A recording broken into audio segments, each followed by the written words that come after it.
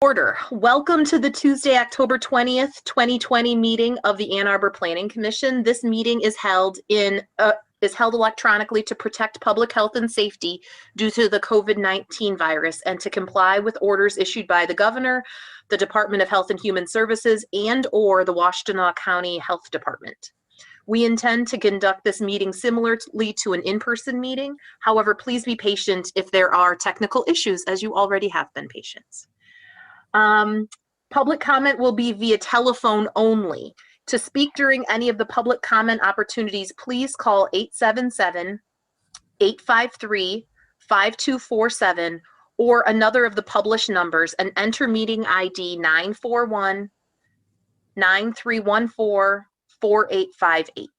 This information is also available on the published agenda, in the public notices section of the city website, and on the broadcast of this meeting on CTN channel 16, AT&T channel 99, and online at a2gov.org/watchctn, and there you'll select the government channel. Mr. Leonard, could you help me in a roll call, please? Absolutely. Commissioner Briggs. Here. Commissioner Mills. Here. Commissioner Milstein. Commissioner Gibrandal. Commissioner Ackerman. Here. Commissioner Sauvé. Here. Commissioner Abrams. Here. Commissioner Hammerschmidt. Here. We do have a quorum, but I would note that we have 1, 2, 3, 4, 5, 6, which would currently require all affirmative votes to advance a petition. Thank you for that reminder. Do we have any introductions this evening? Nope. All right, we're on agenda item 4 then, which is approval of the agenda. May I have a motion to approve the agenda as drafted? Moved by Commissioner Briggs, seconded by Commissioner Sauvé. Any discussion of the agenda? All in favor of the agenda as drafted, please say yes or raise your hand. Yes. Yes. Opposed? All right, that the motion carries with all voting affirmatively. Item number 5 is the minutes of the previous meeting. I propose that we move them together at least. Can I have a motion to approve the minutes of September 15th, 2020 and October 6th, 2020, moved by Commissioner Abrams, seconded by Commissioner Ackerman. Is there any discussion or corrections to the minutes? All right, all in favor of approving the minutes, please say aye or raise your hand. Aye. Any opposed? That is everyone who votes affirmatively. Number 6, reports from city administration, city council, planning manager, planning commission officers and committees, and written communications. Councilmember Ackerman, do you have a report for us? I do. A handful of items, some directly planning related, some relevant to the city as a whole. The first, turning our attention to planning related items, there were 4 votes last night at City Council with regard to the Viridian development, which is at the old juvenile detention center on Platte Road. The county agreed to sell the development rights of this property to a partnership between Thrive Collective, which is developing market rate housing, and Avalon, which is developing affordable housing for low-income households. City Council did move all 4 forward, so that's the rezoning to PUD, as well as 2 site plans, the market rate housing to the south and the affordable housing to the north, as well as a payment in lieu of taxes for the affordable housing, which is we allow affordable housing to pay a slightly lower annual payment as opposed to your standard property taxes. This represents a landmark decision in the Midwest. This will be the Midwest's first net neutral entire neighborhood, meaning that it will create more energy than it consumes via solar power. And it will also be one of the most equitable, considering the fact that 50 of these housing units will be available to low-income families. The other element related to Planning Commission is that City Council is beginning to seat a Council of the Commons. In 2018, Ann Arbor Prop A created a special designation in our charter for the surface parking lot above the underground parking structure next to the public library, and to move the process forward of developing a public commons. There's going to be this kind of this dedicated group of citizen volunteers, one of which will be a planning commission representative. So start brainstorming if that's of interest to you, and expect that those positions to be filled in the month of December. Looking to the city overall, City Council extended an employment agreement with Tom Crawford to become our next city administrator. City administrator acts as the chief executive officer or the chief operating officer of City Hall, overseeing our $480 million budget and our over 750 full-time employees. So tremendous amount of responsibility and the highest ranking appointed official in the municipal government. Tom has been our longtime CFO and has also been interim city administrator 3 times, so comes to the position with a wealth of experience. He's also a resident, and his kids are Ann Arbor Public School students, so very much rooted in our community as well. So excited to see Tom take that next step. Then also, I think everyone for the last decades, many decades, have been following the Gelman plume. Recently, the state changed its cleanup standard from a very high 85 parts per billion to a much more reasonable and responsible 7.2 parts per billion, meaning that the polluter would be responsible for a more aggressive cleanup. However, the terms under which the polluter does that cleanup is dictated by a legal agreement. So when that state law lowered, the city fought for a number of years to open that agreement back up. And change the terms, which we've been in the process of negotiating for the last year. That agreement, which is called the 4th consent judgment, it's the 4th iteration of this type of negotiation, was made public, and City Council had the opportunity to vote on it last night. After a series of amendments that I think moved the agreement closer to the goals of the community was voted down. Ultimately, the court will be taking some decisive action as to what the next steps are. They can, with the Attorney General, move forward with the cleanup as agreed upon. They can incorporate some of the amendments that we recommended at our meeting last night, or none of those options. So we'll be finding out more from the state court probably after November 5th. Also on November 5th, City Council will be discussing the possibility of petitioning the EPA for it to become a Superfund site.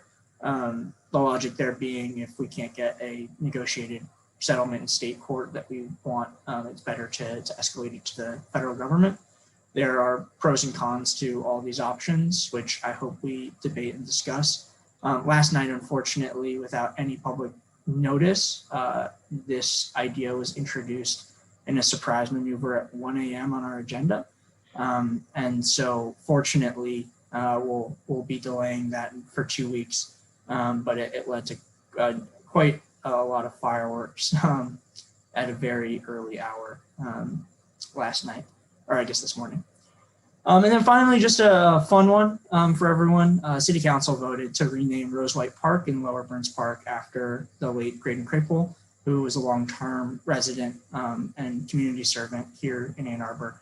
He served on City Council from 2014 to 2018 before he passed from a long and extended battle with non-Hodgkin's lymphoma. And he is dearly missed, but we'll get to remember him every time we go to this park and celebrate our park system alongside him. Very good. Thank you for that update. And just so that we meet again before City Council meets. I know you're retiring. You'll be with us next time for the next meeting. Yep, that'll be the last one. All right, very good. So we don't have to say. Actually, I assume, but I'm not. I'll check. All right, so we don't have to say our goodbyes yet. Very good. Mr. Leonard, any report on your end? No report this evening. Very good. Do any other commissioner, officers, or committee liaisons have anything to report? Last week was our working session, so we didn't have odd committee things. Okay, very good. Item number 7 then is audience participation. This is an opportunity for persons to speak for up to 3 minutes about an issue that is not listed as a public hearing on this agenda. Just to be clear, the public hearings are for the floodplain ordinance overlay zoning district, the Burton Road, Newport Road, and East Ellsworth proposals. So those we'll be speaking to them once their items come up later on. So this is not the time to speak about those issues. But if you have a comment to make about any other matter, you can call 877-853-5247 and enter meeting ID 941-9314-4858. City staff will select callers that have raised their hands, calling on you by the last 3 digits of your telephone number. In order to electronically raise your hand to indicate that you'd like to speak, please press *9 on your phone. You will hear an automated announcement that the host is allowing you to speak. And then after moving to a quiet area and muting any television or background sounds, please do unmute your phone, and please state your name and address at the beginning of your comments. Mr. Leonard, I know we had some callers on the phone and there are some hands raised, it looks like. Yes, caller with the phone number ending with 411. You have 3 minutes to address the Planning Commission. Thank you, Mr. Leonard, and thank you, Commissioner Mills and Planning Commission staff. My name is James DeMoore, and once upon a time, I sat on the board of the City Planning Commission. I sat at a time when we didn't have Zoom meetings, and we also weren't discussing marijuana dispensaries, so that dates me just a little bit. It's also a little weird to see you guys on the screen and have a 2-minute delay, but we're dealing with technology. At any rate, I was here to talk about other matters later in the meeting, but I wanted to talk to you, and I'm sure it probably won't get much traction anytime soon, but just put it in the back of your mind. And that is regarding kind of the ordinance, some sort of ordinance revision committee that has to do with staff recommendations, and that's something I wanted to pursue. This does not disparage anyone in terms on the commission or on the able city staff. Both commissioners and staff need to rely on each other. That's a very important role that each of you play. And the staff should continue to provide professional advice, which the commission needs on. But when I look at things such as a site plan, oftentimes, particularly on the more complicated proposals that are there, you need the professional staff to provide input and provide valuable information and also to put the plans together. But I think where it gets problematic is the issue of making the recommendation of approval or disapproval. There are even some issues which that are by right that are sometimes tricky sometimes. And when it comes to issues that can be challenged in terms of legalities, that recommendation is really kind of problematic in my view. I think moving forward, I think the Planning Commission should consider through the Ordinance Revision Committee a proposal to remove the staff recommendation. And I think I can say this with confidence. This commission, all of you are very, very bright and capable people. You're adults. You're capable of making strong decisions on your own. As a policymaker under zoning and planning ordinance laws of the state, you're required to make a recommendation and sometimes make a decision. You can certainly do that without a training wheel. I think in closing, I think that's something you should consider moving forward. At any rate, I look forward to talking to you later about 2 other proposals before you, and thank you for considering my remarks. Thank you very much.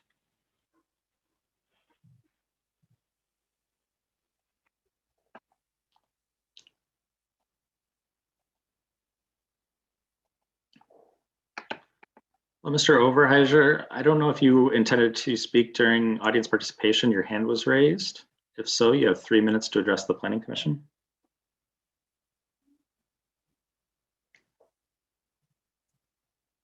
And if you would like to speak, it looks like you're still muted.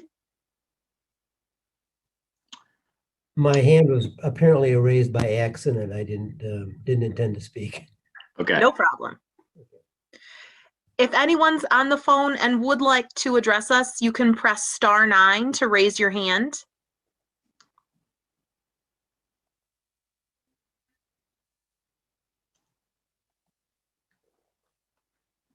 Hello, Ms. Presley. You have up to 3 minutes to address the Planning Commission. If you can unmute yourself.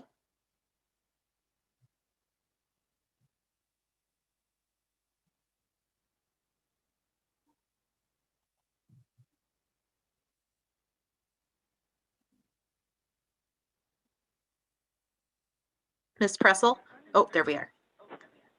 Yes, thank you. This was a little troubling, and actually that meeting ID number 99833888397 leads to something totally different that does not recognize that ID meeting number. So Can you repeat that number? That's not the number I think I have, but can you repeat it for me just so we can figure out what that might be or where you saw that? I'm seeing it on your screen, and it's a different number than was on the meeting agenda, and it is 99833888397, which I was told when I called in was not legitimate. Okay, well, I think So- I'm assuming that's a CTN thing, so we can look into that. Thank you very much for bringing that to our attention. Okay, and thank you for listening to me. So I'm Juliet Trussell, and I wanted to address the public hearing on the Bright Dawn. Is now the time to do that? It is not. This is for anything that doesn't have a public hearing tonight, so that'll be a little bit later in the meeting. Okay, so that's the other thing that confused me, because right now on the screen it says press *9 to raise your hand to speak PH10A, which is what I, so this is all very confusing. Oh, well, all right. We'll figure out what's going on with that end. We're on agenda item number 7 right now, which is audience participation Sure. for items that aren't on a public hearing. So, That's what I thought. So what should I do? Should I stay on the line and you mute me? yep, 'Cause we right can do now that. You're muted to me. Okay. All Yep. right. So I'll just stay on the line, and when we get to the right time, you'll put me back on. Is that right? Indeed. It's for Bright Dawn, right? Yes, it is. Okay, very good. If we don't see you re-raise your hand, we can make sure we call on you. Okay. Thank you very much. Thank you. Mr. Leonard, are you able to communicate with CTN? Before we close the audience participation, I want to make sure that that's not a... Yes, I'm communicating with them right now to ask them to make sure that the proper number is displayed for everybody watching. The correct Zoom meeting number should be 941-9314-4858. It is on the city website. It's on the agenda for tonight's meeting. And I'll repeat it one more time. The dial-in number is the same. If you're interested in speaking for audience participation, the meeting ID that you would need to enter is 941-9314-4858. And my understanding of that has been corrected on the CTN feed at this point. So it was just an error in the titling. Okay, very good. And there is also, in addition to the public hearings we have tonight, there's another opportunity for audience participation at the end of the meeting. Seeing no other hands raised, I will close the this opportunity for audience participation and move on to item agenda 8, which is the public hearings for the next business meeting. We have one new public hearing scheduled for the November 4th, 2020 Planning Commission meeting. It is for 2115 South State Street. It's a special exception use permit request for City Planning Commission approval. A request to establish a accessory marijuana provisioning center and retailer incidental to a marijuana growing facility at that same location. Property is zoned M1A. and it will occupy 2,000 square feet of an existing building on a 1.6 acre site. Very good. All right, we will move then on to number 9, which is unfinished business. 9A is the Floodplain Management Overlay District and regulations for City Council approval. This is an ordinance to amend a number of sections within Chapter 55 of the Unified Development Code.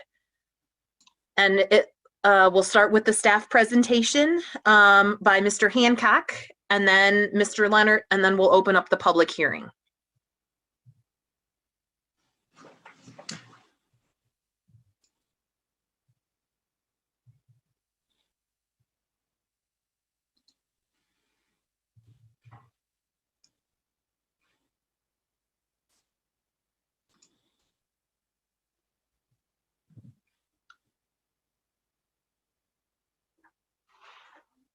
That's not it, is it? No. Nope, we're seeing your Zoom sign in. This is the most technically seamless meeting ever. You would think after 7 months, or however, who's counting? I don't even know. There you go. It's the 7-month itch or something. It is the 7-month itch. That'll be my attempt at a joke. It works. It works. It will be reflected in the minutes. Commissioner Hammerschmidt attempts a joke. I don't think it landed. All right, Mr. Hancock. Right, thank you.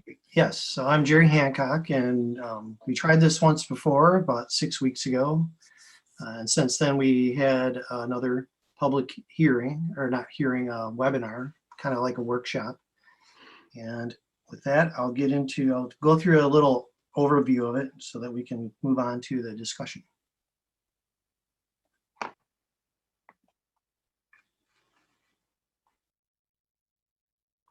So first, a couple of floodplain terms that I'll use throughout the presentation, and they're also in the ordinance. So floodplain is made up of 2 main parts, the floodway and the flood fringe. The floodway is where water moves with a destructive force. There's usually a higher amount of regulation there. And then the flood fringe is the rest of the floodplain. Water tends to pile up and recede in that area. The whole floodplain is referred to as the 1% annual chance, which is what people used to call the 100-year event. And I will refer to the flood elevation of that 100-year event as the base flood elevation, or the BFE. And then I will also reference the 0.2% annual chance, which is the also called the 500-year floodplain. And here's what that looks like on a map.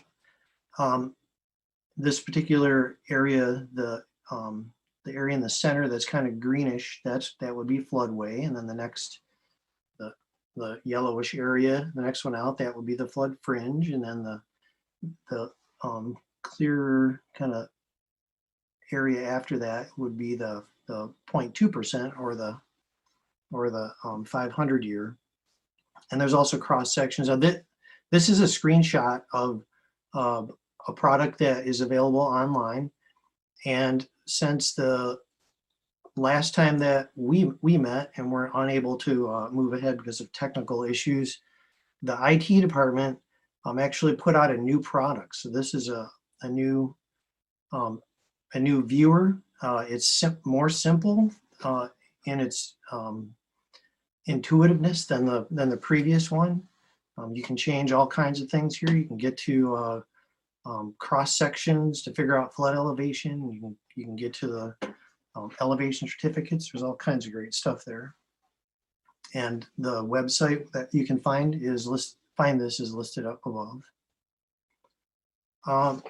Just to give you a sense of how much floodplain the city has, is about 10% of the city's land area, 1,169 parcels. And then the chart here lists the number of structures per stream stretch. And the takeaway from this is really that most of the structures that we have in the floodplain are in Allen Creek. And those branches that go out to the west of Allen Creek, which each are named separately there, the Eber White, Murray Washington, and West Park Miller. So the name of this is the Floodplain Management Overlay Zoning District. What are some examples of floodplain management? The maps that we provide and the fact that the city has a person like me to help interpret those maps and help citizens, that's floodplain management. Our development review that we do for site plans and for building permits for the flood resistant construction standards, and also the stormwater management aspect of the site plan review that is also floodplain management. Hazard mitigation planning is something that the city does. We do a hazard mitigation plan every 5 years. In addition to setting up projects that we would do like this effort actually came out of the hazard mitigation planning, but it also makes us eligible for grants. Like the next bullet item, some flood mitigation projects that I've done are structural removal, like where the fish park is. There used to be a house, and there's a few houses buildings at 721 North Main that I used FEMA money to remove. And then also the Allen Creek Berm project that is wrapping up right now, where we put some tunnels underneath the railroad berm and are dropping the flood elevation and changing the floodplain in the lower reach of Allen Creek. We got over $3 million of FEMA grant money to do that project. And then there's the community rating system. That's a voluntary program within the National Flood Insurance Program that rewards communities for going above and beyond the minimum standards and rewards communities with a flood insurance discount. To give you an example, here in Michigan, there are 24 communities in the CRS. That's only 2.2%. So you can see not a lot of communities are in it. And it tends to be the communities with more structures in the floodplain, not always, but typically. And then there's a breakdown here of, so when this is like this big point system and you end up in a class, and within the state of Michigan, we're at a class 6. There's only one other community at a class 6. There's only one other community with a better rating currently. And then you can see we currently have a 20% discount on flood insurance for our activities. And partly why I'm showing this is because with this ordinance, I expect us to be able to move to a class 5. This is a breakdown of all the points that we get within the community rating system. And I've circled as one area, higher regulatory standards. That's what this ordinance is called within the floodplain management world, is higher regulatory standards. And we currently get some points in that category, but we only get 14% of the points possible within that. So there's a lot of room to get additional points. If we're successful, like I said, I think we'll be able to move a class. So the idea of higher regulatory standards is that we already have standards, and the proposal is to change them to basically move a step up the ladder. And in terms of the buildings, we're actually going to require them to be elevated a little bit higher. And then all of the regulations that are proposed mostly come from a document that the Association of State Floodplain Managers put out called No Adverse Impact. And then the community rating system also then lays those same type of activities out in this point system. So in Michigan, this is something to keep in mind. In Michigan, there's a statewide building code that prohibits communities from having their own building code. And you also cannot regulate to a lower standard than the building code. And this is one of the reasons why we chose to do this ordinance as a zoning overlay instead of trying to change a building standard, because we cannot. So I'm going to go through a couple of the regulations that currently exist and then show you what we're proposing to change. So within the state of Michigan, the state prohibits residential construction within the floodway, but the state only do that where they have jurisdiction. And I'll explain a little bit later that they don't have jurisdiction everywhere within the city. And then for non-residential structures in the floodway, you have to elevate or floodproof those to 1 foot above the base flood elevation, or which is the 1% annual chance level. That comes from the state building code.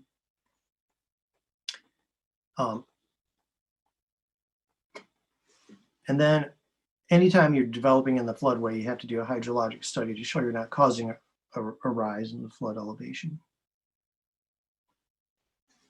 So this map shows the areas that are circled in red are areas where the state does not have jurisdiction. So in all of the floodplains that are not circled in red, residential, excuse me, not the floodplain, the floodway, that are not circled in red, residential is prohibited.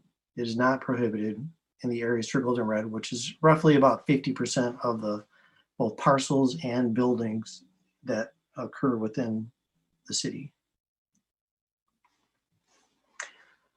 In the ordinance, we're proposing within the floodway to not allow new structures to be built, with an exception for redevelopment, and I will go into that in just a minute. We're proposing no additions, no new residential uses, no critical facilities, no structures without foundations. That would be like a trailer, a house trailer or something. No accessory structures, and then to limit parking where the depth's greater than 2 feet. And the reason for that is because cars move and become destructive. So I mentioned an exception for redevelopment. Redevelopment is a little bit of challenge for in floodplain regulation, because if you just simply say you can't build, then the buildings that are there will remain basically unsafe for the rest of their life. Instead, we'd like to encourage them to be redeveloped so that they're safer. So by allowing for redevelopment with some limitations, we think that's a better way to go. And so the limitations would be that it couldn't be residential, it couldn't be a critical facility, and that couldn't be any larger than the footprint that's already in the floodway. If someone wanted to tear down their building completely and move it around, build a new one and move it on the site, they'd have to minimize the impact on the floodplain with placement. Have to do a hydrologic study. And then we'd also like to propose that those buildings be elevated 1 foot above the 0.2% annual chance and not allow flood proofing. Flood proofing is where the building is actually down in the floodplain and you're building a structure to keep the water out. But anyways, this is the first time I've mentioned elevating above the 0.2%, which is also called the 500-year. This is a way to acknowledge climate change, because we know from statistics that easily within 50 years, what we are currently calling the 0.2% is what we'll be calling the 1% in the future. This is already required in the building code for critical facilities. So it's, again, it's kind of like moving a step up the ladder. We're moving to the same type of regulation that already exists for other structures. This is becoming common in coastal communities and some other communities like Fort Collins, Colorado, and Austin, Texas. And it only adds about 1 foot in most places. And where there are some areas, very few, that there will be more than 1 foot added. So to summarize, this little chart is a kind of a summary of within the floodway where the state has jurisdiction. Current residential's prohibited. We'd continue with that. Non-residential has to be elevated above the 1%. We're proposing that no new structures are allowed except for redevelopment elevated above the 0.2% and not flood proofed. And then critical facilities, which are allowed but elevated above the 0.2%, we'd like to prohibit those. Again, each of these things, like I was saying, are kind of like just moving each thing up one level. And then to prohibit, house trailers, structures without foundations, and some other things.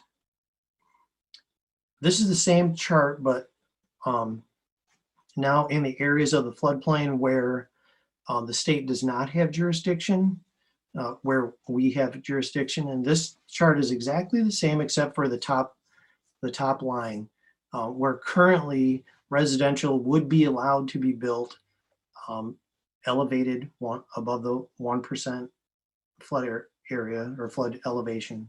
And we would like to propose prohibiting those structures. Now I'll move on to the flood fringe. Within the flood fringe, you can build, in the current code, you can build residential, but it has to be elevated 1 foot above the flood elevation. Residential may not be flood proofed, it has to be elevated. Non-residential can be elevated or flood proofed to 1 foot above the flood elevation. Within the flood fringe, we'd like to propose that we not allow critical facilities, we not allow structures without foundations like trailers, limit storage of hazardous materials, like gas tanks and stuff, and then require the buildings that are allowed to be elevated above the 0.2% chance flood. So here's what that looks like in a similar chart. So currently, residential is allowed to be elevated, or we would move basically 1 foot higher by asking to be elevated above the 0.2%.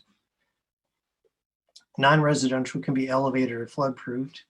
They could still be elevated or flood proofed, but we're again moving like 1 foot higher by asking to be elevated above the 500-year or the 0.2%. Where critical facilities are currently allowed, we'd like to prohibit those. And then there's a few other things we'd like to prohibit, like the house trailers, the structures without foundations. Some of the benefits of the ordinance are improved safety and welfare, reduced loss of life and property. This would save money and resources necessary for emergency response, particularly by the city. It would make a clearer permit process. I didn't get into this much, but right now the regulations are, they're in the building code, they're in city code, they're in state law, and this kind of pulls a lot of the concepts together and will be much easier for a petitioner and for staff. It would apply the state regulation of no residential in the floodway consistently through the city instead of inconsistently like it currently is. And it could potentially lower flood insurance rates by improving our score within the community rating system. And with that, we can move on to the discussion. I'll leave it on this chart here if this may be helpful. Thank you very much. Mr. Leonard, did you have anything to add? Yeah, I just want to highlight a couple of you've obviously seen we've had quite a lot of questions, concerns, comments on this through the course of your consideration of this, both at the working sessions and at the regular agenda. So I just want to highlight a couple pieces specifically that relate to the planning side of things. There has been numerous questions and concerns about the notification process that we used in this circumstance for an ordinance amendment. Just to be clear, we've done this as is prescribed by the ordinance. When we are facing an ordinance change that is either not geographically specific or covers a very high number of properties, we don't by practice send that out to all property owners that are touched. Nonetheless, in this case, we really did a lot of outreach in addition to our typical ordinance amendments that is prescribed by ordinance. We work to advertise through social media, news releases, the 2 additional webinars that we held in addition to the public hearing that you're holding now, and then certainly as if and when this proceeds, if any additional hearings at City Council. So that's one piece.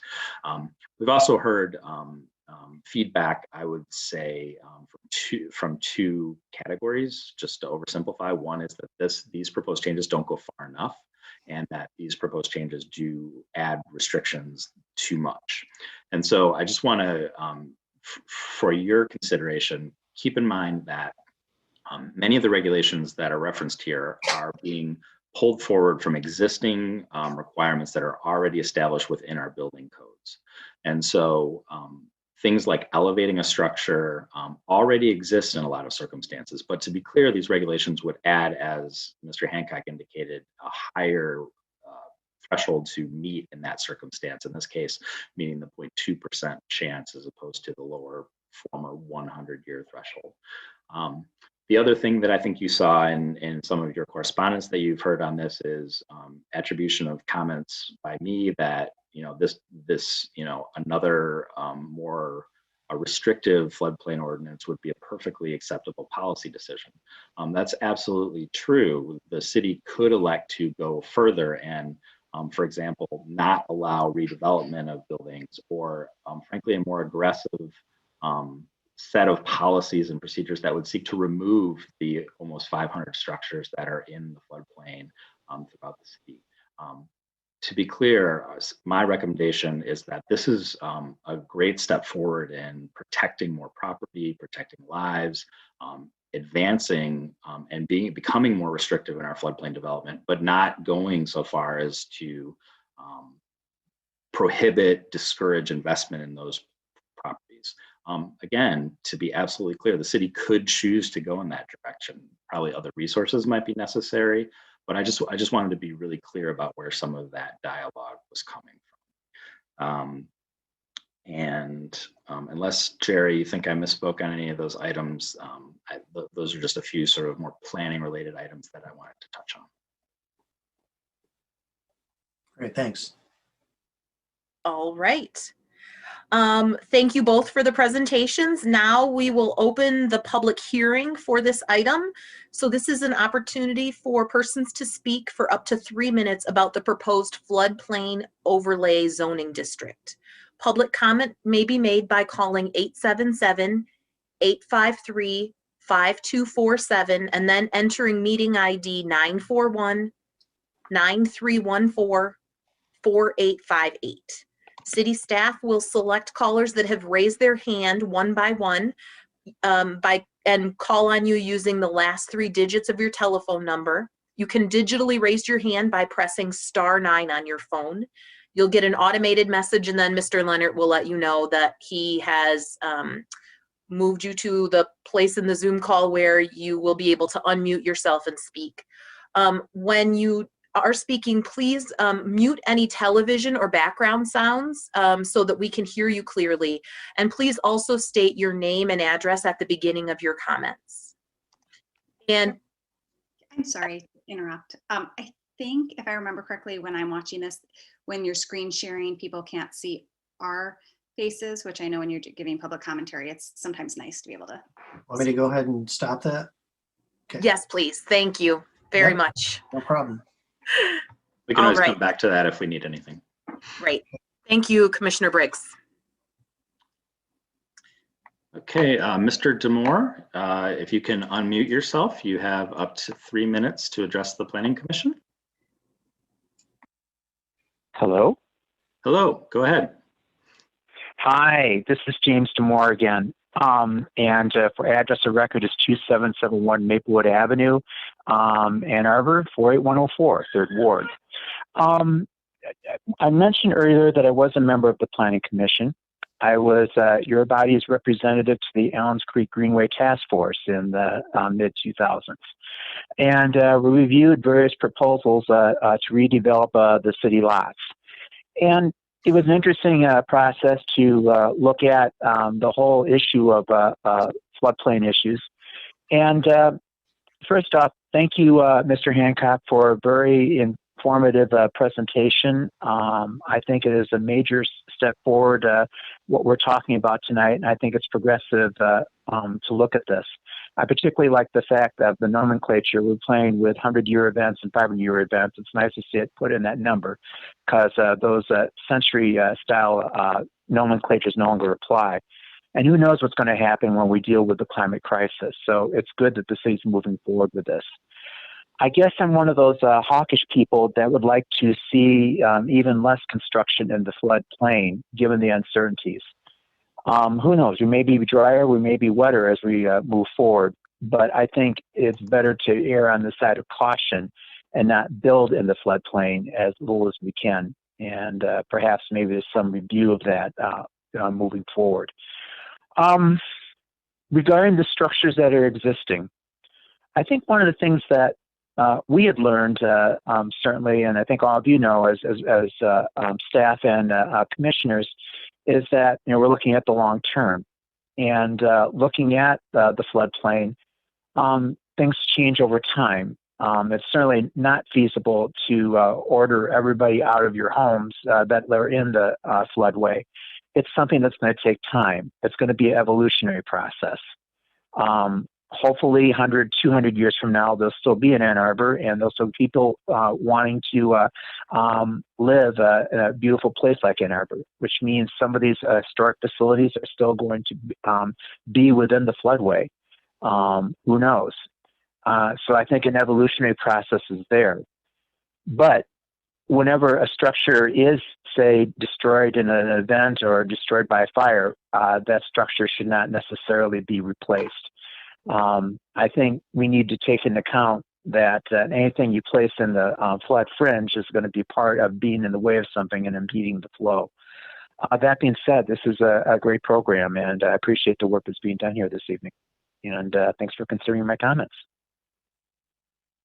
Thank you very much.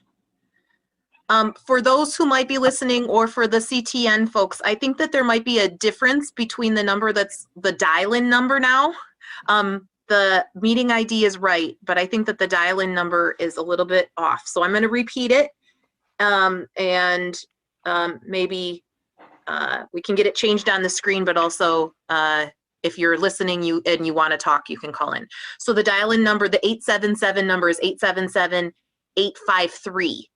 It's those next three digits that are off. 853-5247. And then the meeting ID again is as listed and as up on the CTN screen. It's 941-9314-4858.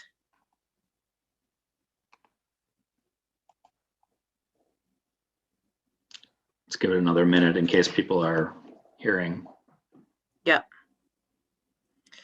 And there's a range of other numbers that are listed on the agenda that I would imagine get you there, and on the website. But again, if you're watching this and looking at the numbers on the screen, it's 877-853-5247.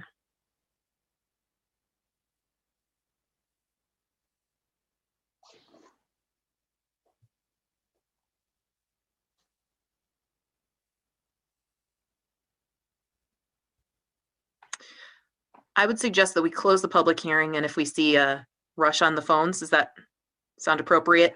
We can open it back up. All right, so I will close the public hearing and read the proposed motion. The proposed motion, the Ann Arbor City Planning Commission hereby recommends that the mayor and city council approve the amendments to Chapter 55 Unified Development Code, adding sections 5.14.2 and modifying sections 5.18.4, 5.18.6.d.1.a, 5.23.4, 5.27, 5.29.1, 5.29.3.f.4, 5.29.12.d, and 5.37.2 to establish a floodplain overlay district and regulations to effectively regulate floodplains throughout the city. Moved by Commissioner Ackerman, seconded by Commissioner Briggs. We are in discussion.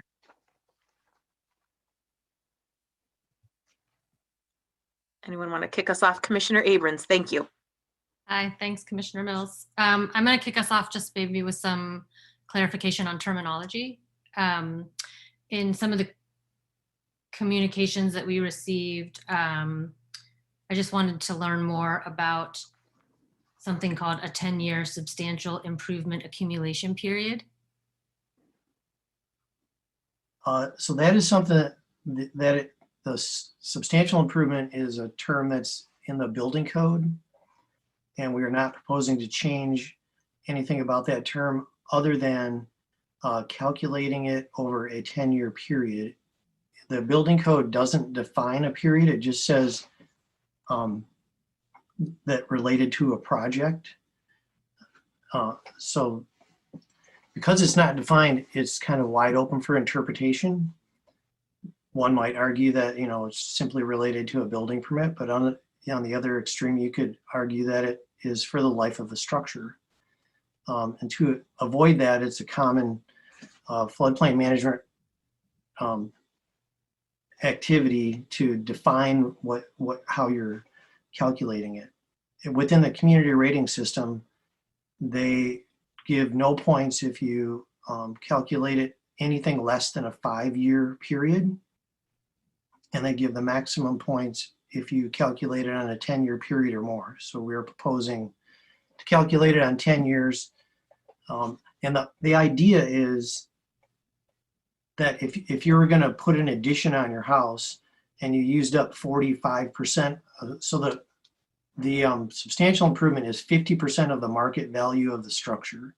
So if you do one project or one permit that used up 45% of it, waited and applied for one the next year, you could say, you know, well, I get another 50%. And that's the whole idea, is to avoid that of splitting a project up into pieces. And then over time, you've got some huge structure that never was elevated, like, you know, like the intent of the code. So the purpose of it is to eventually require structures to be elevated or flood proofed and not let them just continue with this incremental improvement over time. And so just so I make sure I understand, it would mean that all of the improvements added together within a 10-year period could not exceed 50% of the market value. Right.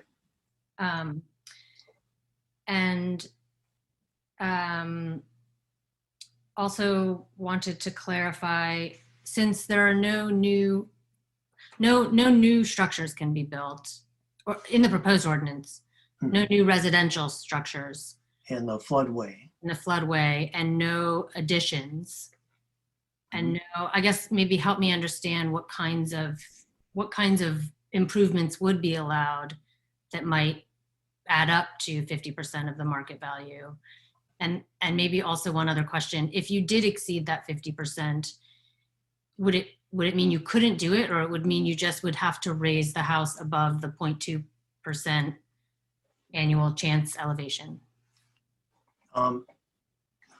The answer is yes to all of the situations that you described, because we have different parts of the floodplain and we have different, so in the building code, there's a big exemption for historic structures. So there's like 4 different categories here. So if a house is in the floodway and it's not historic, if you exceeded that 50% of the market value,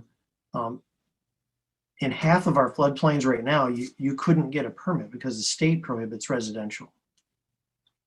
And the rest of where the state doesn't have jurisdiction, you could get a permit under current code. So we'd like to make that the same. If you exceed it, if you're in the flood fringe and you exceed 50% of the market value, exactly like you said, it just means that you have to elevate the structure. If it's single family or if it's non-residential, you'd have to elevate or flood proof. The substantial improvement is basically an exception. Up to 50%, you don't have to comply with those, the flood proofing or elevation requirement. So that's the threshold that kicks you into that. There is within the, like I just mentioned, within the floodway where the state has jurisdiction, they're already prohibiting residential, and we're proposing to extend that. So that is a big change in the areas of floodway where the state doesn't have jurisdiction. Then to add in there, historic structures. Historic structures are exempt from this substantial improvement threshold. So as long as you're not expanding the footprint of a historic structure, you can maintain and even do internal projects that exceed the substantial improvement threshold for the life of the structure. The only exception to that is, let's say it burned down or flooded and was damaged to the point where it was no longer considered historic, then it would have to go away. And when you say that in current properties which are in Eagle jurisdiction and there's no residential allowed, does that mean there's no new residential allowed, or you can't make any improvements to existing residential? You couldn't put an addition on, and if the structure was damaged beyond 50% of the market value, it's questionable as to whether or not you could get a permit to do that. This is something that the state is actually going through up in Midland right now, because they had a lot of structures damaged up there. So there's been some challenges of it. So the state's, while the state code sounds fairly clear, it's never completely clear. Thank you. This is helpful. I had just a couple more questions, maybe about just helping me understand rationale for certain decisions. Could you help me understand the decision to prohibit residential in the floodway as opposed to allowing it above the 0.2% annual chance elevation? Well, the main thing is to be consistent with the state. And the only reason the state doesn't prohibit it is they don't have jurisdiction in those locations. And what defines their jurisdiction is 2 square miles of drainage area. But, water doesn't care about those requirements. It's the same exact amount of risk. If you're in a mapped floodway in an area where the state has jurisdiction or doesn't have jurisdiction, it's still equal amount of risk. So the main thing is to be consistent. Okay, I think I'm going to process that information for now, and I'll let other commissioners jump in. I'll come back if I have more questions. Thank you. Would any other commissioners like to jump in with questions? Commissioner Hammerschmidt. To follow along with some of those questions, just to make sure I'm clear, that was helpful, but I want to make sure that I'm clear about this. So the ordinance goes into effect. A building existing that all of a sudden under this new ordinance would be out of compliance, so to speak. They don't have to do anything unless they want to make a substantial improvement over that 50%. So they don't have to elevate an existing building, like nothing needs to actually be done unless they want to do something very substantial. Correct. Okay. Yeah, and that's actually the current ordinance too. I mean, this building code, it's been in place for 30, 40 years or whatever. So that wouldn't change, right? Okay. So when you're saying historic structures are exempt from that threshold for the life of the structure, and maybe this question goes to like any structure, like say again, this ordinance is in place and a house is damaged beyond repair, like does burn down, like something you can't rebuild because no residential is allowed. What exactly happens? And this is like, I don't really fully understand flood insurance, but like you just have this property that then nothing can be done on. Is there some sort of like payment back to you from like a flood insurance company? Or like what happens? Like now you have this piece of land. Yes, that's what flood insurance is for. Okay. I don't pretend to know all the ins and outs of the flood insurance, but the intention of that would be, that they would be able to be paid out for their house so they could move somewhere else or build a new house somewhere else, but not on that property. Okay. Okay. That's helpful. And then, so I was reading through all of the questions and answers from the session that I think was on October 8th. There's a lot. Like, can you like summarize a few of the key takeaways you think that are like the most important for us to know from that, in terms of, I saw some of the questions were like, or the answers were like, well, this isn't really even about the ordinance. It was sort of a lot to wade through. So what came up during that session that you think was anything new that you hadn't had to answer before? Oh, when somebody hides their video, people move. Yeah, I would say 50% of the questions that were asked were about things that are in current code or the current building code. Okay. We spent a lot of time talking about the historic structure exemption. We spent a lot of time on the substantial improvement idea and talking about the proposal to calculate it over a 10-year period. There are quite a few questions about, so in the existing substantial improvement definition, there's the term market value. Mm-hmm. And we spent some time talking about that. I've been the city's floodplain reviewer for the last 30 years, and we always use what's on file with the city assessor. And we're proposing that in code to codify what we've been doing. So there's a lot of discussion about, why would you do that and not require a evaluation of the value of the house. It's like, well, if we required someone to go out and get an appraisal done, they would have to spend thousands of dollars, and it would take months of time, because I've had them done for some of these flood mitigation projects. So it's much easier for everybody if we have a starting point of using what's on file with the assessor's office, and if someone disagrees and wants to say that their property is worth more to change this substantial improvement threshold, they can go talk to the assessor and work that out with them. They're professionals at this, and me and the people in the building department are not experts in this, so it's just an efficient way to do things. And so in that case, we're just simply proposing to codify something that we already do. It's not to get points in the community rating system or anything. It's just to avoid discrepancies and arguments with people on how we go about doing things. Brett, can you think of anything really new that came up at the last workshop? No, I think you did a good job of summarizing. There was a fair amount of discussion about substantial improvements, and I think the ordinance you'll note has actually been slightly modified since the first version to clarify that a little bit more, specifically to say we are not creating a new definition of what that means. But we are pointing to existing definitions in the applicable building codes. And to be clear, there are multiple definitions depending on what building code is going to govern your particular construction or development project. Right. It will have its own substantial improvement definition, and we very intentionally are pointing to that, but not creating our own to sort of add another layer to that. I think that there was discussion about the notion of establishing market value.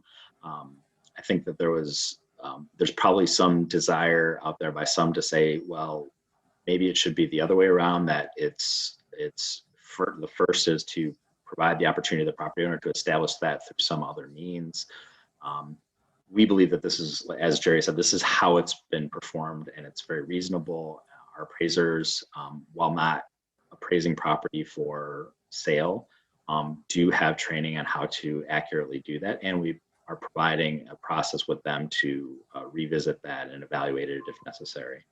And then I think I don't think there was a lot of time on it, but I think that one thing to keep in mind with it is I think this came up with both of the webinars that we held, is this is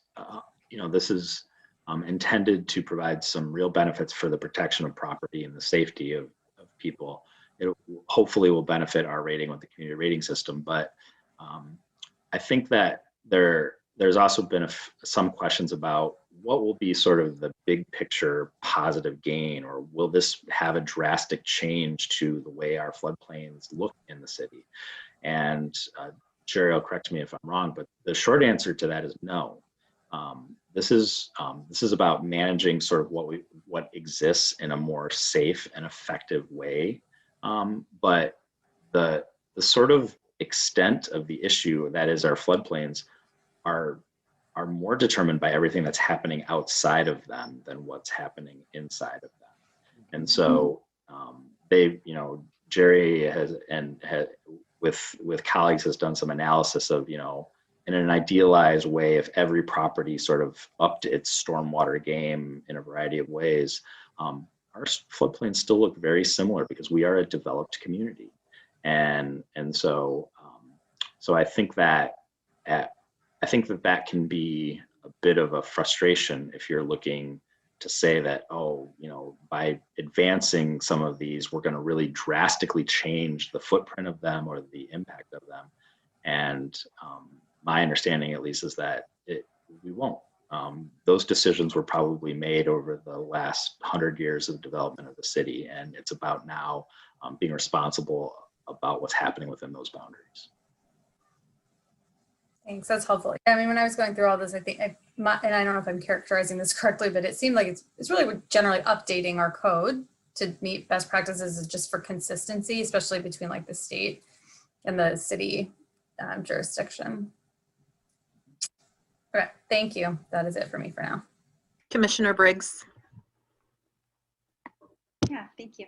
And thank you for going and having another sort of public workshop on this and providing an opportunity for greater outreach on this. The technical glitch at the last meeting provided hopefully a little opportunity to do that. And I think it was useful to provide more time, particularly during a pandemic, to get the word out about the big change. So that's wonderful. And also great to see the IT change as well that makes the maps more user-friendly. So thanks so much for making that happen for those of us who are not as technically astute.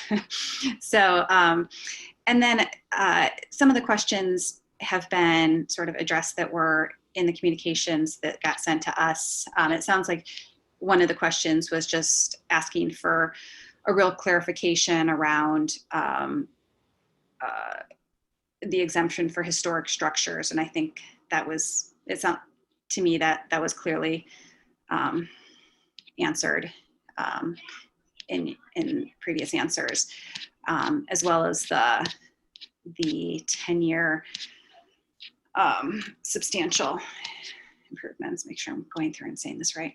10-year cumulative substantial improvement. So that one, it sounds like, was done primarily for really to bring us in line with best practices and get us the most points. And that was really the driver on that. And you spoke as well to the kind of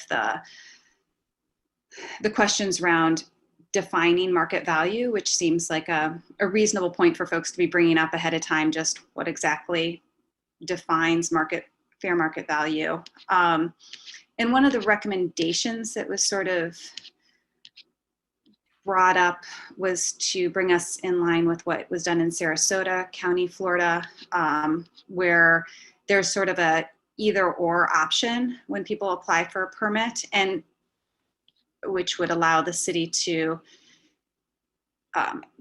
if I'm understanding it correctly, kind of use the tax, either what the tax assessor is stated, or go out and get an appraisal on their own through a state licensed appraiser, which is sort of what, Mr. Hancock, if I heard what you said, if I interpreted that correctly, that's kind of what you suggested in some ways. Like if there was a debate about that, that's something that somebody could individually do and then go to the assessor's office. Would there be any concerns with just sort of codifying that in this language to make that clearer, or kind of?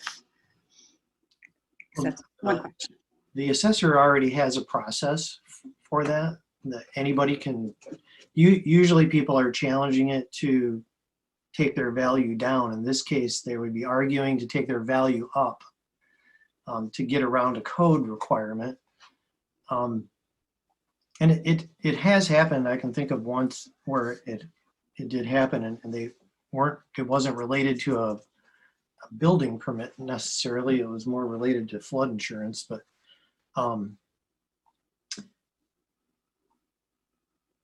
so that while we could write that in code, the process already exists. And so if someone worked with the assessor and the assessor agreed, because if someone gave me an assessment, I wouldn't be able to tell them if that's accurate or not accurate, but our assessors would. And assuming they came to an agreement, the assessor would tell me what the agreement was, and we would use that on the permit going forward.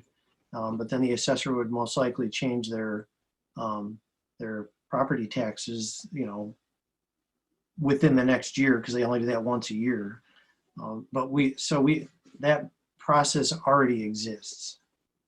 That's great. It sounds like it's sort of covered. It's just covered in a different place.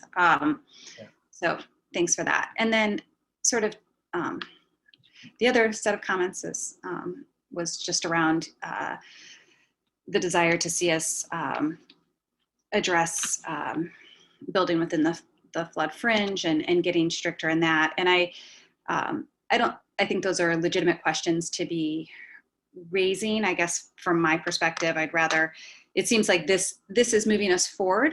It's making us consistent with the state. And then I think that if there's interest in the community to think about going that next step, that's sort of the next step that we would need to go. We kind of have to be able to take this step before we could actually get stricter. So I appreciate that people are raising that and want us to see us move forward more. I guess I'd like to see us be able to take this step before we consider a more bold one.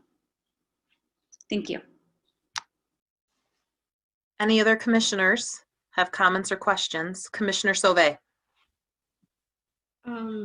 So a couple, I think we've skirted around it, but I just want to clarify, maybe put it on record about this market value. It always goes to the assessor's office. So if somebody has lived in a home for 30 years and is seeing lower taxes because of that, and they want a higher assessed value for a higher improvement, they might bump their taxes up significantly higher, not just by the assessed value, but because of their incremental tax increases over those years. And there's no way currently for somebody to get an independent appraisal that doesn't also adjust the tax assessed value. Correct? No, I don't think that's right. So, well, if I'm understanding the question right, so state law prohibits the city from actually levying taxes on the on market value because of the combination of Proposal A and the Headley Amendment. The city only can tax property tax values at a rate no greater than the rate of inflation. So in the circumstances, if I'm understanding correctly, where a property might have increased in value greater than the rate of inflation, there is already a significant gap in the market value of that property and what it is being taxed at. And so that gap can already exist. If that dialogue happened with the appraiser on what the market value of that property is, that it could have the potential of increasing the market value of that property in the eyes of the assessor. That does not mean that the property becomes uncapped in a circumstance like if the property were sold. Okay. That's just one of those kind of tipping points that I did want to just like clarify and work through that level of detail. So that helps a lot. Residential use or residential zoning for these restrictions? In the ordinance, we use the word use. So, in terms of what we've been moving forward with, it's less consistent than how we're trying to go towards residential zoning. I know that a lot of this floodway is around the D1, or like D2 area.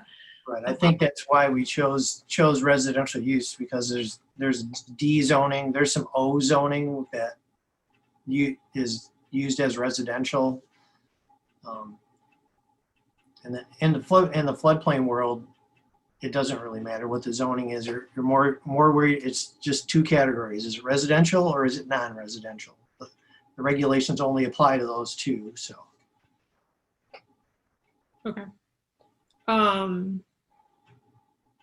One thing that's not really on here, but it's in the whole ordinance packet of modifications. So I just wanted to ask, and this is outside of this a little bit, is premiums in the floodplain are for the entire lot? And so any lot with any area touching the floodplain cannot get any premiums. That's correct. I just kind of want to discuss that relative to redevelopment and the encroachment or disruption of floodway and what that looks like when we're talking about the building footprint. Because I mean, there are some lots where it might creep 1 foot into the corner of an entire lot, and so you lose all of those premiums. So I'm just raising it as just another kind of unique circumstance of the floodways. The map's shifting a little slightly. I don't know if you looked at the map and saw any lots change at all. So we're not proposing to change any floodplains. The maps won't change as part of this process. What is proposed is the zoning district is the floodplain plus 50 feet, and this was discussed quite a bit at the workshop. It's kind of an administrative thing, because in floodplain regulation, you don't regulate by the boundaries on the flood map, you regulate by elevation, those cross sections. And so the boundaries shown on the map, they're really just for insurance purposes. They're not for development purposes. And so this 50 feet is just so that we can look and see if the flood elevation extends any further out than what the floodplain boundary currently is. And it's also how we've been regulating administratively, how we've been handling floodplains ever since we've had a permit tracking system. This is what we basically put a list of addresses in that touch with anything that within 50 feet, and then it kicks it over to me for a review. That doesn't mean that the regulations will apply, because if the building location is elevated above the floodplain, there's no regulations, no flood regulations that apply. So that's the only thing that's changing on the map. This introduction of the zoning district. Okay, that's to be crystal clear too. The premiums reference a property that touches the floodplain. So in the event that a property touched this floodplain overlay via that 50-foot buffer, but not the floodplain, it would be eligible for premiums. Right. If it were to touch the actual floodplain, either now or in the future, would not be eligible. Got it. Okay. That was kind of that overlay, and like if that encroaching manages that or not. So that was kind of the question there. And I think just a further clarification for Eagle sites within the state, we're looking at putting more restrictions on non-Eagle regulated sites to come in line with their level of restriction. Yeah, basically 50% of the floodway within the city isn't within their jurisdiction, and we're more or less applying that restriction of no residential. We're going beyond that and saying no new structures, but the idea is applying that state regulation consistently. Mm-hmm. Yep. Okay, that helps. Thanks. Commissioner Ackerman. Thank you, Chair Mills. And thanks, Mr. Hancock and Mr. Leonard, for the very helpful information. And Mr. Hancock, for your work over the years. I think if this one passes, this will be the second time in 5 years that you've gotten us into a new bracket of savings on flood insurance. So thank you for that hard work and the incremental improvement over time. And as I listen and as I read, there are trade-offs with any decision. Ultimately, I think the trade-offs favor moving this forward. I think, some of the restrictions that this adds, it limits what people can do on their private property. They're not going to be able to build sheds in certain locations. We're not going to be able to build more housing in these areas, new housing in these areas at a time when we have a housing shortage. But I think the pros too are that it incrementally makes the housing we have today safer, and that it reduces the cost of flood insurance for people, for real people. And a 25% discount on that is meaningful savings that we can pass on. And I think, if government can take action to do that, I think we should. I'll say too, I think the fact that Midland is the #1 community on that list in Michigan just kind of underscores the severity and intensity of climate change. I mean, Midland saw record flooding and, had a tremendous amount of pain and damage. And they're, according to this rubric, doing the best job at floodway management in the entire state. And that's a really scary thought. So, I guess I don't want to leave you with the doom and gloom. Like we're making incremental progress to making Ann Arbor safer, but it's a sobering thought for sure. And vote in November or earlier.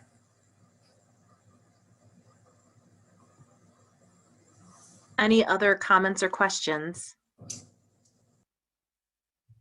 I think the rest of the commissioners did a fantastic job at taking care of all of the things that I had jotted down, and would echo what Mr. Ackerman said. I think that, dealing with intense rainfall events is going to be one of the most tangible impacts, local impacts that we have. It's all the intensity of rainfall events is already increasing here. It's something that I think our city staff has been doing a fantastic job in helping us address, but we're not going to be able, there's a lot of climate change already baked into our system, and we need to do whatever we can to prevent the even worst impacts. But we're going to see more of this. We know that. And so I think that this is moving us, as everyone said, in the right direction. I think we're going to have to do more in the future, but let's make this incremental improvement now, I think. I really, again, appreciate all of the additional outreach that you've done. Your charts in laying out kind of the comparison have been really helpful for me, understanding this and putting it in the context of what is regulated by Eagle versus our regulation. So thank you very, very much. This is something that I feel like, though it is, there are people on either side of this going too far or not far enough. I feel like this strikes a good balance to move us in the right direction, I think. So thank you. For the notes too, I just want to note and acknowledge that Commissioner Gibb Randall joined our conversation, so that when we do a roll call vote, it is not a surprise that she is among the group. I think then that we are ready for that roll call vote, Mr. Leonard. Great. Commissioner Hammerschmidt? Is that a yes? You were muted. Can you hear me? No. Yeah. Yes. Commissioner Briggs? Yes. Commissioner Mills? Yes. Commissioner Gibb Randall? Yes. Commissioner Ackerman? Yes. Commissioner Sauvé? Yes. Commissioner Abrams? Yes. Carries unanimously. Very good. Thank you very much, Mr. Hancock. All right, thank you. Thank you very much. All right, we are into new business. Let's at least get the presentations and then consider a break maybe after the public hearing, I think, if that's okay with everyone. Okay. So the first item of new business is item 10A, the Bright Dawn site plan for city council approval. This is at 2805 Burton Road. And Mr. Leonard is going to promote folks, the petitioner, to be able to make their presentation. For those following along, we'll have a 10-minute presentation from the petitioner. Staff will add in details of anything that may, some additional comments, and then we will open it for the public hearing. So the public hearing, if you have been listening along or following along to talk about Bright Dawn, that will be coming in 20, 25 minutes or so.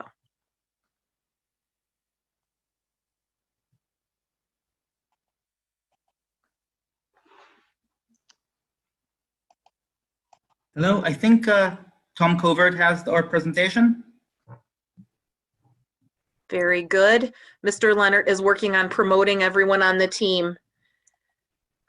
I feel like our city staff does a lot of work for us, and never so much as during COVID, and all of their IT support now too. So does it look like you have everyone that you were expecting on your team? Yes. Excellent. Whenever you are ready you can share your screen, and we'll start the 10-minute timer. It says the host is disabled screen sharing. Right. Hold on. Do you have your presentation to run yourself, Tom? I can, yep. All right.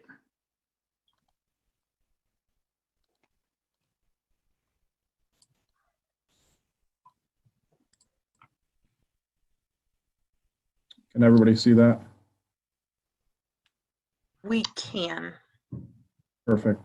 With that, I think we're going to have a few of us speak here tonight, and we're going to start off with Ido and Ted and Bob Overheiser, and then we'll wrap up our presentation.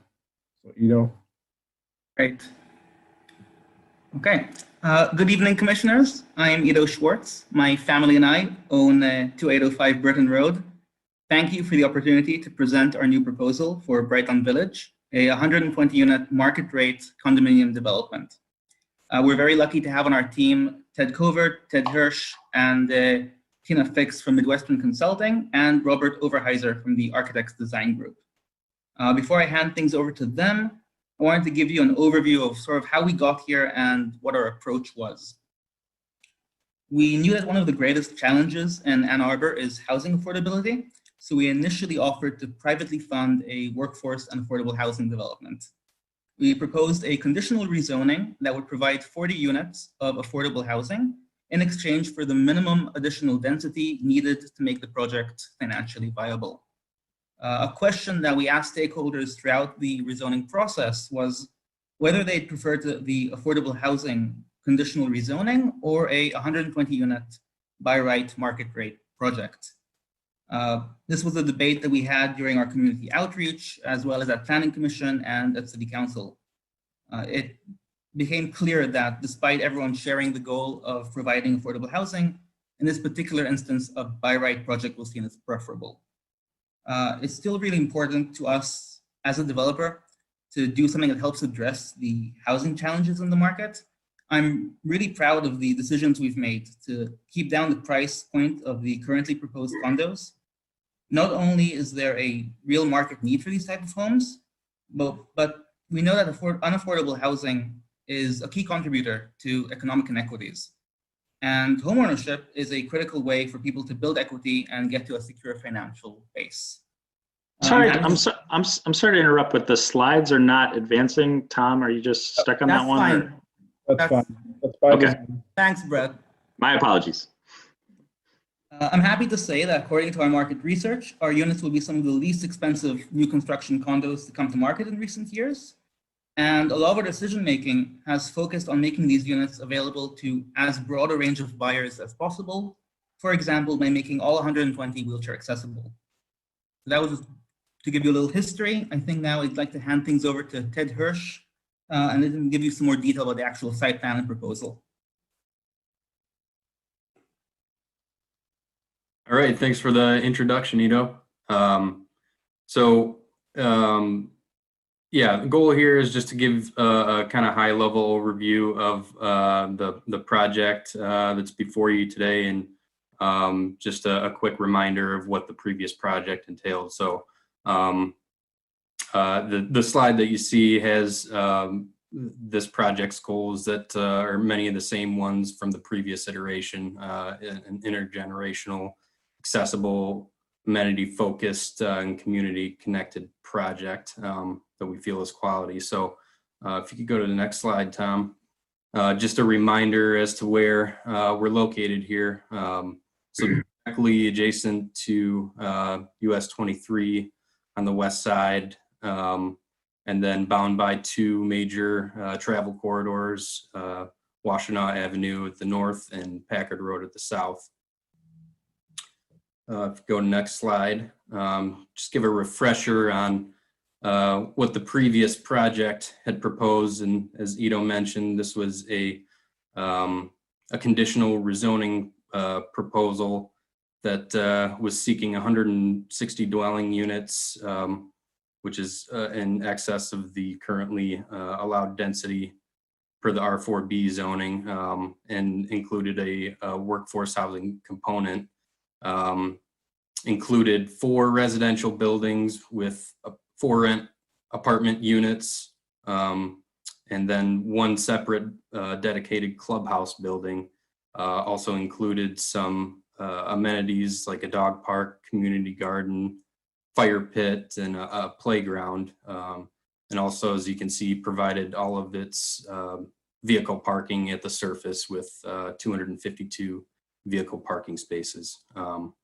Was provided access from Burton Road at 2 different points at the north and south ends, and also proposed a full connection to Eli Road. So that gives a kind of a brief refresher on the previous project. And so now we've gone back to the drawing board to bring before you a by right project consisting of many of the same features as the previous proposal, with some important changes. So we still have the 2 access points to Burton Road at the north and south ends, still have the proposed full connection to Eli Road. But now, as this meets the R4B allowed density, we're proposing 120 for sale units. Still have a clubhouse facility component, but it's now incorporated into the ground floor of one of the 4 buildings. So we've eliminated 1 building in total. And then also we've eliminated a lot of the surface parking by providing underground parking under each building. So some of the highlights of the changes to the current layout, as you know, stated before, that's now conforming to the existing zoning, not seeking any variances. It's again a by right project. Has the parking below the buildings. The buildings are oriented the same way as the previous proposal, kind of maximizing solar orientation. Slight reduction in building height came with this a couple of feet. They're still 4-story buildings. So the density is now 15 units per acre, which used to be proposed at 20 with the conditional rezoning. No longer includes an affordable housing component. It's the previous proposal had 2 larger buildings and 2 smaller buildings. This current proposal has 4 of the same size buildings, so the floor area is just a little bit, the coverage is a little bit more than the previous proposal. And the parking spaces at the surface has been greatly reduced to kind of preserve some more green space and woodlands, as we'll see in the next slide. So we'll kind of go over the natural features and landscaping for the current proposal, and again, a lot of similarities to the previous. We have calculations as far as open space that's essentially the same, but as far as the active open space component that doesn't include wetlands or woodlands, it's more of a usable open space. Now with the 120 units, there's a lot more active open space per unit, so that's a big plus that we feel. And then a couple of the other important aspects of the natural features changes is that we've, with this proposal, proposing less landmark tree removal, 26 as opposed to 29 from before. And then we've also preserved 11 more woodland trees. Same type of wetland impacts that are minimal for the public sidewalk along Burton Road. And the site amenities remain largely the same. So here we'll talk a little bit about the utilities and just kind of grading scheme for the project, which is still largely unchanged from the previous. The site basically has a high point in the middle with half of the site draining to the north and to the south. We have 2 underground detention systems that will also provide infiltration. And actually with this project, the proposed amount of infiltration is about is almost 2.5 times the previous proposal. So whereas some of that water previously would have been let out into the city system, now we're kind of proposing that it's all going to get infiltrated into the ground. So a big plus there. About a minute remaining. I think that's about it. We'll hand it over to Bob Overheiser to talk a little bit about the buildings. So we have 2-bedroom and 3-bedroom units in this proposal. The 2-bedroom units are about 1,345 square feet, and it will include a laundry with a washer and dryer, a storage area, and a balcony, and 2 full baths. With the 3-bedroom unit, it's 1,745 square feet. It has 3 bedrooms, 3 full baths, laundry with washer and dryer, storage area, and a balcony. And as Ted mentioned, we have about 14,500 square feet on the first floor of one of the buildings for a community center. Specifically, the site plan was planned with the ends of the building to the expressway to minimize sound. And one of the things that we'll be doing is we'll be using construction specifications similar to use in hotels where they're located along expressways to achieve a noise reduction factor for both the windows and the walls. That's 10 minutes. Okay. Thank you very much. We may well want to refer to these later on, but if you will stop sharing your screen, we can let, unless the plan is, Mr. Chang, do you have separate slides? I do not. Okay. Would you like these slides up, or should we stop sharing now? I'm okay with stop sharing. I think the petitioner did a really good job of the description. I just may add just a couple of other items that they probably just didn't have time to get to. And in fact, I saw it just on one of their last screens that, yes, they're proposing electrical vehicle charging stations. If the EV ordinance does pass before this is passed, they will have to probably add some EV stations, and they're prepared to do that. We've had discussions behind the scenes, so I don't think that will be a sticking point. There's also bicycle parking that was mentioned on the last screen. Some of it is in the garages. Then they also have some hoops near the entrances. And there's also sidewalk in front of this project along the proposed paving of Burton Road. But I'm here to answer any other questions. I'm sure there's more questions, but we can address those as we go along. Very good. Thank you very much. All right, we will start the public hearing for this petition. This is an opportunity for persons to speak for up to 3 minutes about the proposed Bright Dawn site plan. Public comment may be made by calling 877-853-5247 and then entering meeting ID 941-9314-4858. This should be on the CTN screen now, and it's on the agenda and on the city's website. City staff, once you call in, city staff will select callers that have raised their hand one by one and call on you by the last 3 digits of your telephone number. In order to electronically raise your hand after dialing into the meeting, you press *9 on your phone. And when Mr. Leonard, when the automated message and then Mr. Leonard lets you know that you are in the room to be able to speak to us, please move to a quiet area and mute any television or background noise.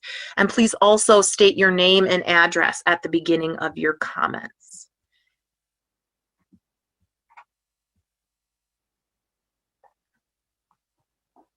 And it looks like you have moved Ms. Pressel back into the meeting, which is great. Ms. Pressel, if you can unmute yourself, you can have up to 3 minutes to address the Planning Commission. Ms. Pressel, are you there? Yes, I am. Can you hear me? Okay, yeah, go ahead. All right. Well, thank you. So I just want to say that we are glad that we are only dealing with 120 units. We also are not thrilled about 4-story buildings, but I think it's quite wonderful that they're using that opportunity to take advantage of underground parking. It does seem that there are going to be more spaces available for the people who are going to be having cars. So I think that was actually a brilliant move, and I commend the developers for doing that. The sticking point with this development, as it has been a sticking point right along with this developer and always also with the prior development that was proposed as Burton Commons, is that the proposal to open and connect Burton to Eli to add an additional access point is very concerning when you consider that we're talking about parking spaces for 248 cars, which will almost certainly be filled because these condos are going to sell for in the mid-300s according to the developer, and people who can afford that kind of money can also afford 1 car probably per bathroom. The recommendation by the engineering department that throughway be opened takes a very small cul-de-sac and allows for 248 cars to pour into a very quiet neighborhood. And the consideration of the burdens on this new development from not opening it do not take into consideration the burdens on the adjacent neighborhood that will occur when it is opened. In 2007, when this area was upzoned from single-family residence to 120 units, the City Council agreed to, instead of opening the Eli Burton access point, to have a 20-foot pedestrian walkway and emergency access. And they took into account the fact that this is not just an ordinary area of a neighborhood. It is an area where Mallett's Creek flows right next to Eli. There are no sidewalks on either side of Mallett's Creek, and children walk in the street. They also ride their bikes in the street. It's an area where people actually engage in those things that the City of Ann Arbor wants people to engage in, and the idea of having 248 possible cars flowing through that area transforms a quiet neighborhood into basically a very, very busy access point. The city needs to consider the burdens on the adjacent neighborhood. Thank you very much. Thank you.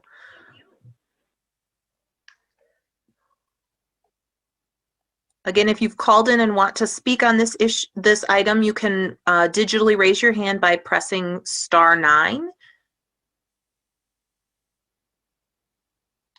Hello, caller with a phone number ending with 411.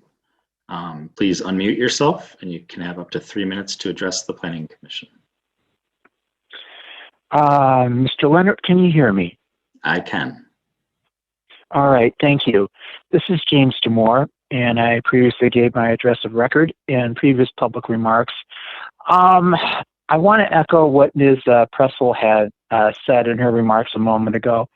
To disclaim why I don't live in the neighborhood, it is in walking distance of my own, and I walk my dogs there extensively, so I'm very familiar with the property that's being proposed. And I remember when we first moved into the area in 2006, several older homes that were later bulldozed and combined into a single parcel into the petition that was approved in 2007.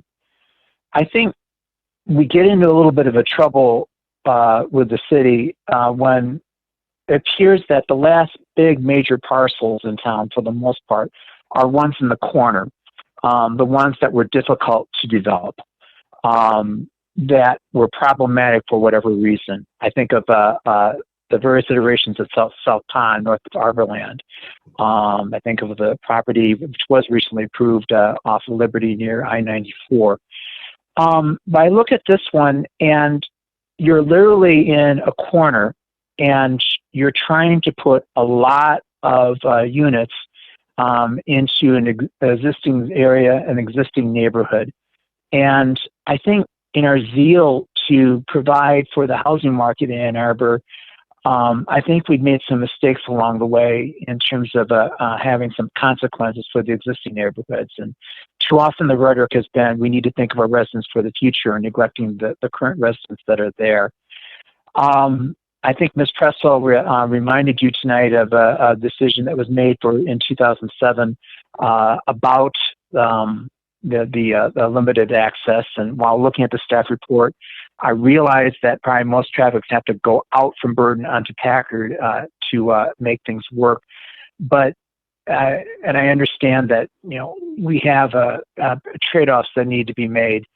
But I think the existing neighborhoods have had enough in terms of the trade-offs. I suppose the second axis could be combined by moving Burden all the way up to Washtenaw, but that would disturb Sylvan Park. And I think that would be repurposing of parkland. I don't think that's an acceptable option. But at any rate, I really think for this project to go forward, which is at least palatable, you need to limit access from Burden onto Eli. Otherwise, in terms of other remarks, I appreciate the petitioner making an effort to make the project more palatable. I think you are starting to stuff a lot into something that's very little. I do respect the somewhat observing of the preservation of most of the natural features.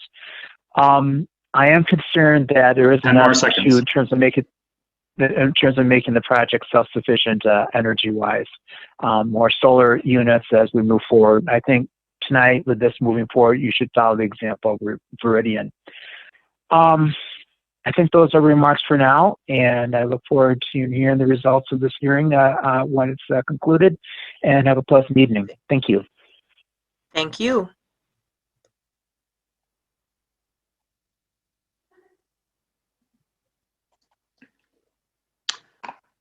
Hello, caller with a phone number ending with the numbers 164. 164. If you could unmute yourself, and you have up to 3 minutes to address the Planning Commission.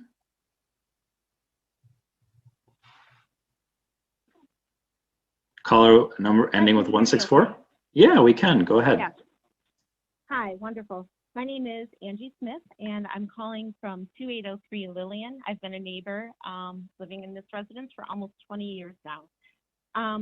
So I understand a little bit about how this project has seen some changes. We've been watching it as neighbors through its different various stages. And I'm sad to see that it's lost our shared goal of the affordable element. I know in the presentation they mentioned that it was still affordable, but I'm curious as to how much that is, especially compared to the Pittsfield Village and the condos in Turnberry and other affordable homes that are already in the market. I'm also looking at driving as a real likelihood when they mentioned that each of these homes is going to be accessible, handicap accessible. So that means people are probably more likely to bring cars into that development rather than bikes. And I think about that traffic a lot. I'm also surprised to see that the new version is allowed to be so close to the road, to Burton Road. I'm surprised that the city allows that. And looking at what we have here, I'm thankful for the thoughtful comments that we had in the flood discussion earlier tonight. And the staff comments laid out a few things that are related to what I'm looking at and what neighbors are talking about as far as some of the concerns.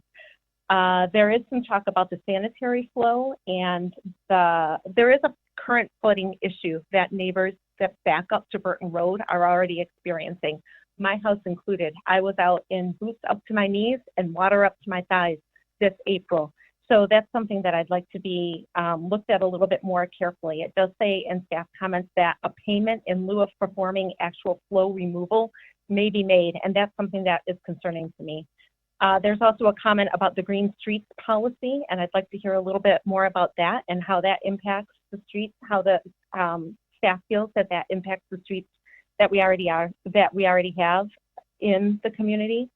There's another comment about the local street network and how that's going to be impacted as well.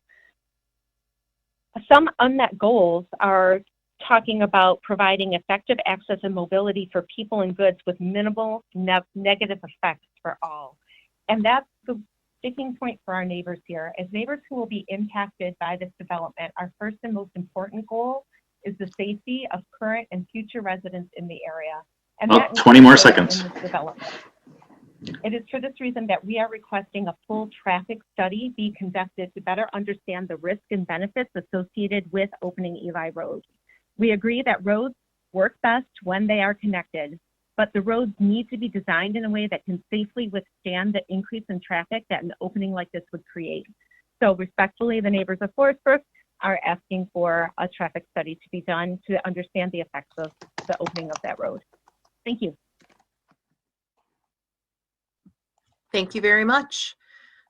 I see two more hands at least in the queue, so know that we are getting to you. And if you are on the phone and would like to speak on this issue, you can press *9 to get into the queue. A caller with phone number ending with the number 037. If you could unmute yourself, you can have would have up to 3 minutes to address the Planning Commission. Yeah, caller ending in 03. Yeah, go ahead. This is Gerald Leckrone. My wife and I have lived across from the pool on Eli Road since 1979, and we've raised our family here. I would invite the council, the commissioners, to come to the area and look at Eli Road and see where it dead ends, and then would have to be connected to Burton. In the summer, there's a great deal of children traffic, bicycles, on their little walking. The neighborhood uses that pool, and they're across there a lot. And I just am concerned about the traffic that would be generated by opening up Eli Road. I'm assuming it's impossible to connect Terhune. I guess that's not property that the city has control over. It would make a much more sensible connection point. My other invitation to the council would be, come to Burton Road and look at the area where this proposal, where these condominiums are proposed, and ask yourself, is it a place where you would want to live? Is it a place where we want to have housing?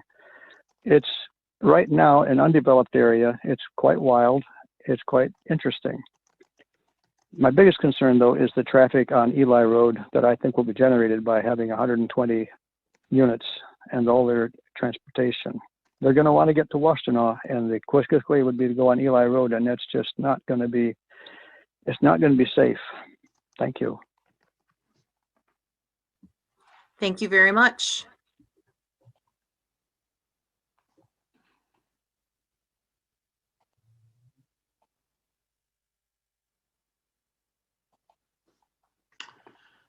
Caller with the phone number ending in 014. If you can unmute yourself, and you have 3 minutes to address the Planning Commission. Hello, can you hear me? Yeah. Hello, this is Peter Abram. I'm at 3630 Terhune Road in the Forestburg subdivision. I'm calling in opposition to the planned Eli to Burton Road connection that's part of this greater plan, primarily due to insufficient traffic analysis that was done prior to the city of Ann Arbor conducting their Healthy Streets initiative and essentially, encapsulating Eli Road that would be connected to Burton Road. And the study was done without any actual analysis of vehicular traffic coming through the subdivision. There's only 2 mentions of the Forestburg subdivision in the traffic study that was done back in June. None of it has any actual data, and it's pure conjecture trying to substantiate the claim that it's not going to be a big impact on our neighborhood. Sorry again. I request that a new traffic study is conducted that actually looks at impacts to the neighborhood and goes beyond just what the additional traffic of those 120 units would bring, because what westbound Packard traffic would lead to is people avoiding the light at Turnberry and turning down Burton to connect all the way to Washtenaw. And this would just be a new channel to cut through between Packard and Washtenaw. And additionally, like previous commenters said, anyone trying to get to the highway is not going to go onto Packard to turn either left or right to get to US 23. They're going to cut north to go to Washtenaw. And any comments made in the traffic study just don't address any of that. It's just not there. The data wasn't collected and nothing was analyzed. Yeah, I mean, that's pretty much it. The Healthy Streets initiative has been fantastic for this neighborhood, and it's really, really helped with the problems that we have with kids trying to go on Yost to cross over Mallett's Creek. And just adding more traffic would exacerbate this and make it horrible. So I ask that you guys please consider pushing for a updated and correct traffic study to look at the actual impacts before approving the Eli to Burton Road connector. That's all I got. Thanks. Thank you very much. If you've called in and would like to speak at this public hearing, you can press *9 to digitally raise your hand, indicating that you would like to be called on.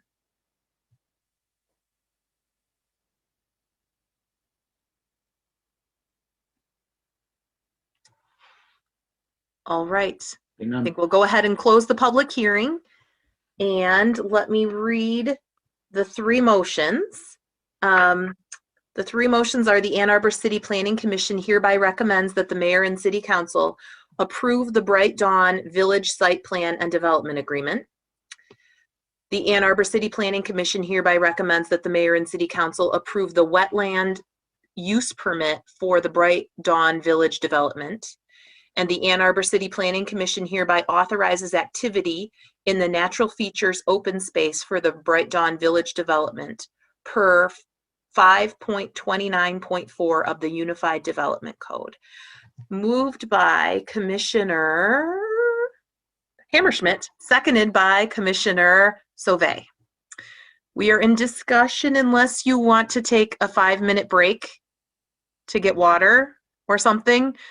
Okay, let's do that before we start discussion of this. I have 9:06 on my computer. Let's come back at 9:12. 6-minute break. Okay, see you back here at 9:12.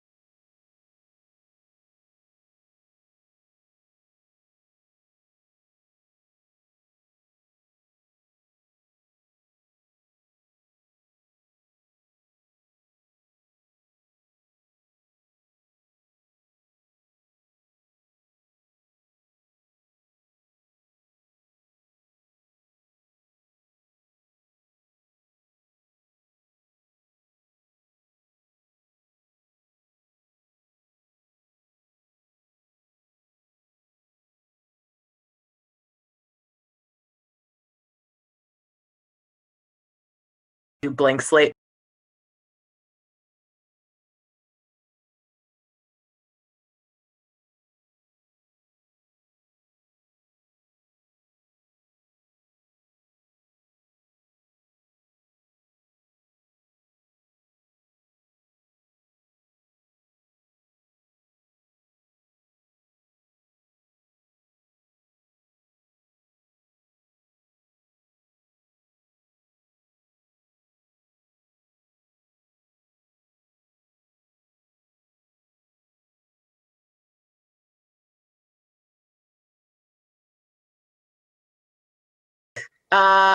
We are now in discussion, so we've moved the proposals. Commissioner Ackerman. Thank you, Chair Mills. And thank you to everyone who's been involved in this over time for continuing to be, from the community members to the petitioner and of course to our staff. I guess, first of all, I'm grateful that the developer was responsive to the community concerns around density and is coming back with a by right development. For context, I represent this area and I had extensive conversations with my constituents who are the neighbors through the last phase and iteration of this development. And so reducing the number of units from 160 to 120 was certainly the major sticking point of almost every single neighbor last time around. And so at this 120 level, as a by right development, it meets that stated goal of neighbors, and it also meets all applicable laws locally and at the state level. I think also increasing the amount of open space and decreasing the impact on natural features by eliminating a building and then condensing the parking below ground is really excellent and is a very welcome change. And then also, as they promised last time, building public roads, sidewalks, streetlights, all is a tremendous benefit to the city as well. And then finally, the accessibility and affordability are features that I appreciate, while not subsidized by the developer this time around. At mid $300,000 level, this would be the cheapest for purchase new construction in Ann Arbor in years, and certainly my entire tenure. New construction is just expensive in Ann Arbor and around the country. Which is why the entire nation has had a hard time keeping up with housing costs. And then also in terms of comparable for purchase homes in the area, it's not that different than Turnberry. It's a slight increase over Pittsfield Village, but it's a brand new condo versus a condo built after World War II. And it's hard to compare apples to apples.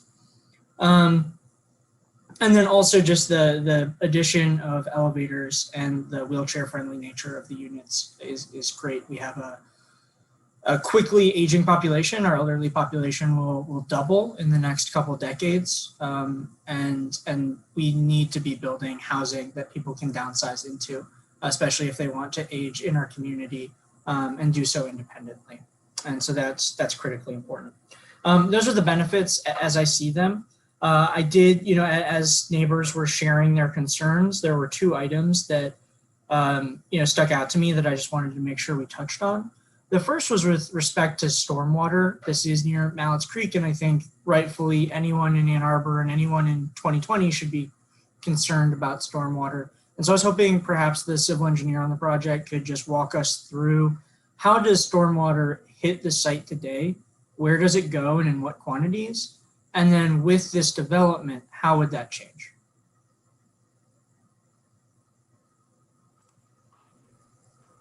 So yeah, I can speak a little bit to that. So I think, like I mentioned during the presentation, that there's kind of a high point in the middle of the site where half the site drains to the north and the other half drains to the south, and we're basically sticking with that drainage pattern, but whereas there's no stormwater management systems on the site where everything just free flows off and eventually into Burton Road, now we'll be detaining everything that's on site and as much as we can from Burton Road as well. So where everything just currently flows uninhibited, we'll be slowing it down and actually infiltrating it a lot into the ground so it doesn't even reach the city sewers. And then I saw that you had approvals from the Washtenaw County Water Resource Commission. Can you share to what level are your systems engineered, and how much water would be contained? I believe their standards are what we now call a 1% annual rainfall, or 1% chance. So, and that's synonymous with the 100-year storm event. So what they require is that so there are 3 designed storm events, the 100-year being the most severe, and that's your entire detention volume. And we're certainly detaining that and slowing down that release.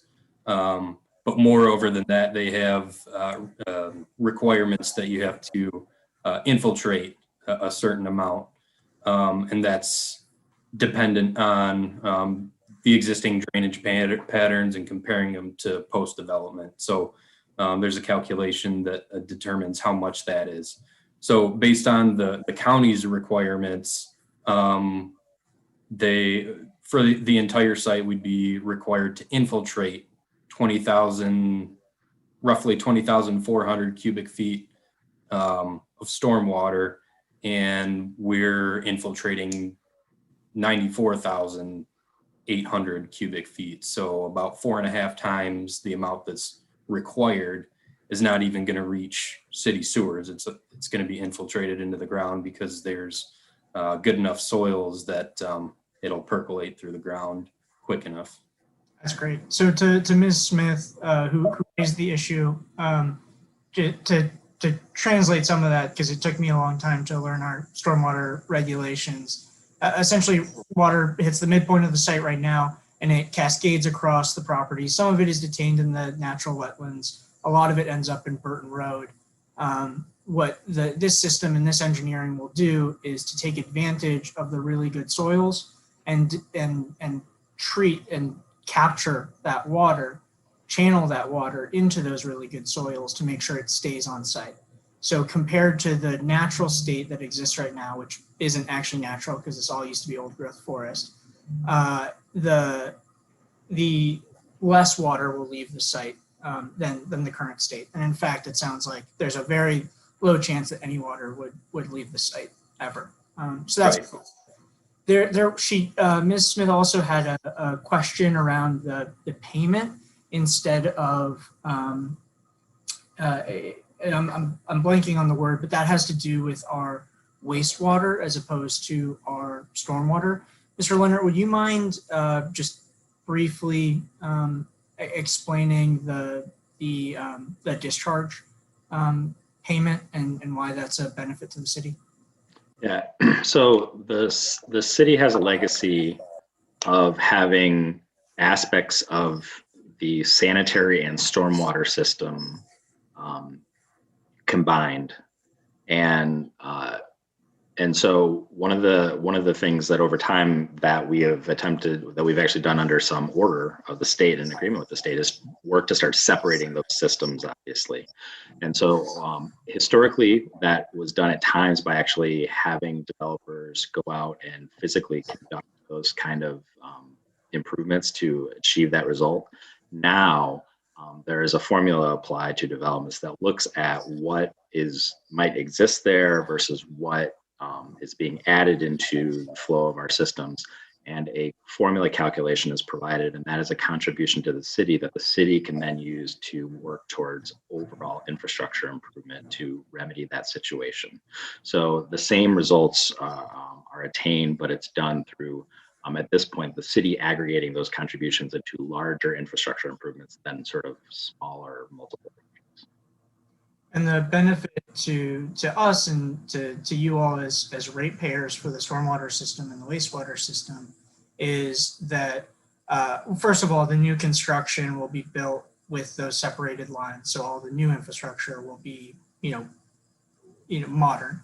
But the next benefit is that the city then has the opportunity to control the use of those funds and to coordinate them better. So that means that we can better synchronize road construction with below the ground infrastructure construction. We can prioritize, rapidly aging infrastructure over, what happens to come up through new development at a given time. So it provides a lot more control so those dollars can be used much more effectively and efficiently.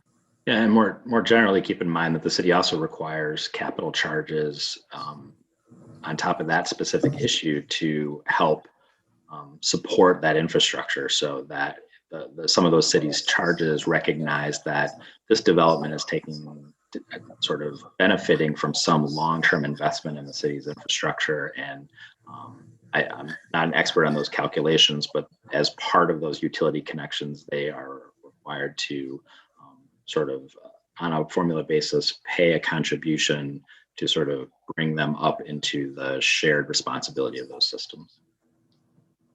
Great. So the next question I have, and then the last question I have is less of a matter of public education, is more of trying to perhaps explore some change, which is the connection to Eli. I really appreciated the staff report and the breakdown of kind of these 8 enumerated reasons why the connection to Eli was beneficial. Some of them were new to me and impactful. I will say, though, just representing this area for 5 years and having a lot of conversations with these folks, I understand the fear and anxiety of the cut-through traffic. That neighborhood just has it chronically. The Washtenaw and Packard are 2 major thoroughfares, and there's not great connectivity between the two except through this residential neighborhood. And it's a real pedestrian safety issue, and one that has been a chronic issue through my whole tenure. And so I definitely understand where those comments are coming from. And so we explored this a bit in the last iteration, but the idea of limiting access to fire vehicles was something that came up again. So there'd be a pedestrian connection, which I think is good and furthers our goals. Like I would like, kids living here to be able to walk to Pittsfield Elementary. I would like, neighbors to be able to walk their dogs and interact with other neighbors. It's just that the risk of the cut through. And I thought that we could perhaps replicate that solution from 2007 here, which was, only for fire safety access, until I read the point about that school buses wouldn't be able to get to the site if there wasn't a connection to Eli, and just, the inequality of that like there's, if you happen to be one of these 120 households, you don't have access to a school bus. Or you have to walk further to get to a school bus than other families might. And so that one was tough for me. And so I was wondering if there's any, I wanted to try to think creatively and see if there's any possibility of creating controlled access via car. So less controlled than like a padlock that goes to a gate that only fire can access, but instead some kind of automatically operated gate that like through like a sensor, the fire department or the school bus could interact with. I don't know if that's too pie in the sky, but I just wanted to toss it out there as a question to see if there was opportunity.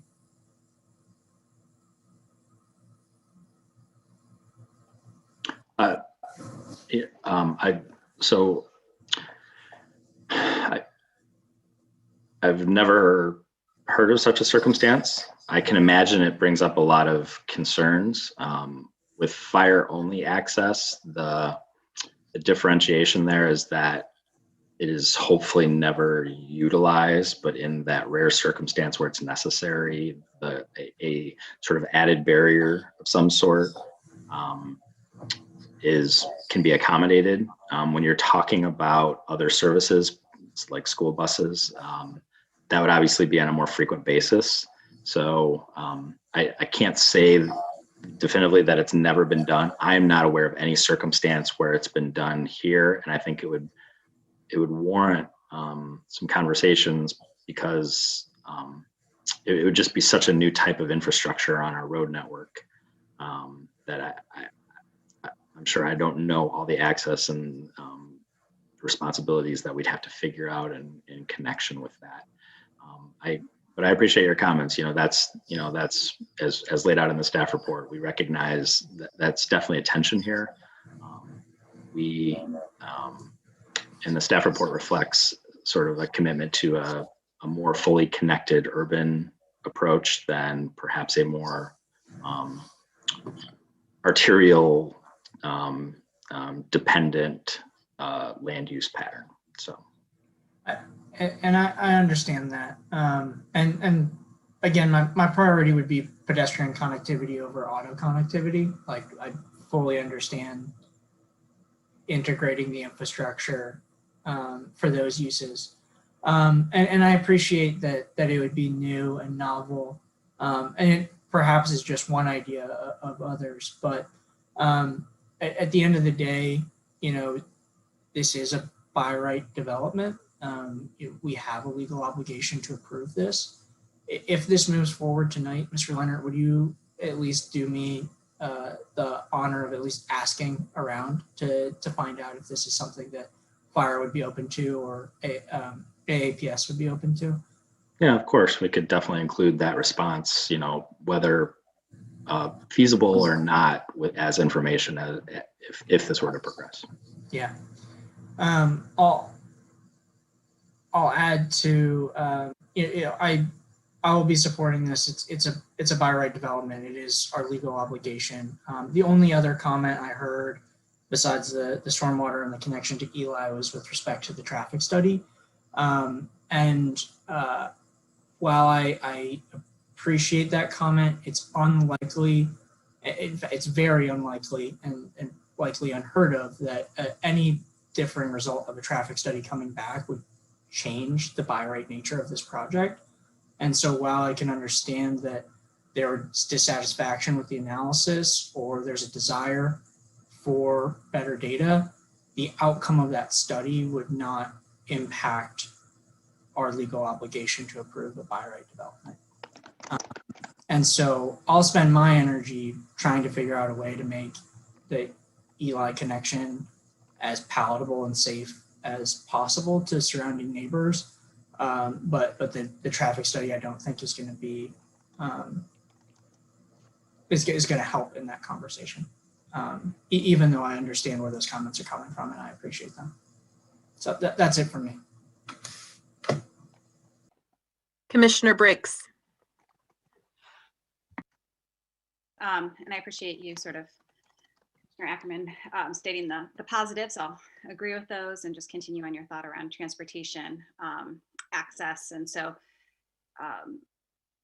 I also recognize the concerns of that neighborhood in terms of being concerned about what the additional traffic is going to mean in that neighborhood. And I think as a community, we need to, personally, I support that connection. I think we need to embrace that connection. I think connectivity is important. What is not acceptable is new traffic that is going to be dangerous in that neighborhood. And I think our relationship with the car in our community and most communities in the United States is one where you cannot add additional traffic and not feel fearful for your children. And that's not acceptable, that is the trade-off that we're asking people to make. And so I guess my question here is, whose responsibility is it to address those challenges that are obviously going to occur in the neighborhood? Is it, which portion of it is the responsibility of the developer in terms of the sidewalk?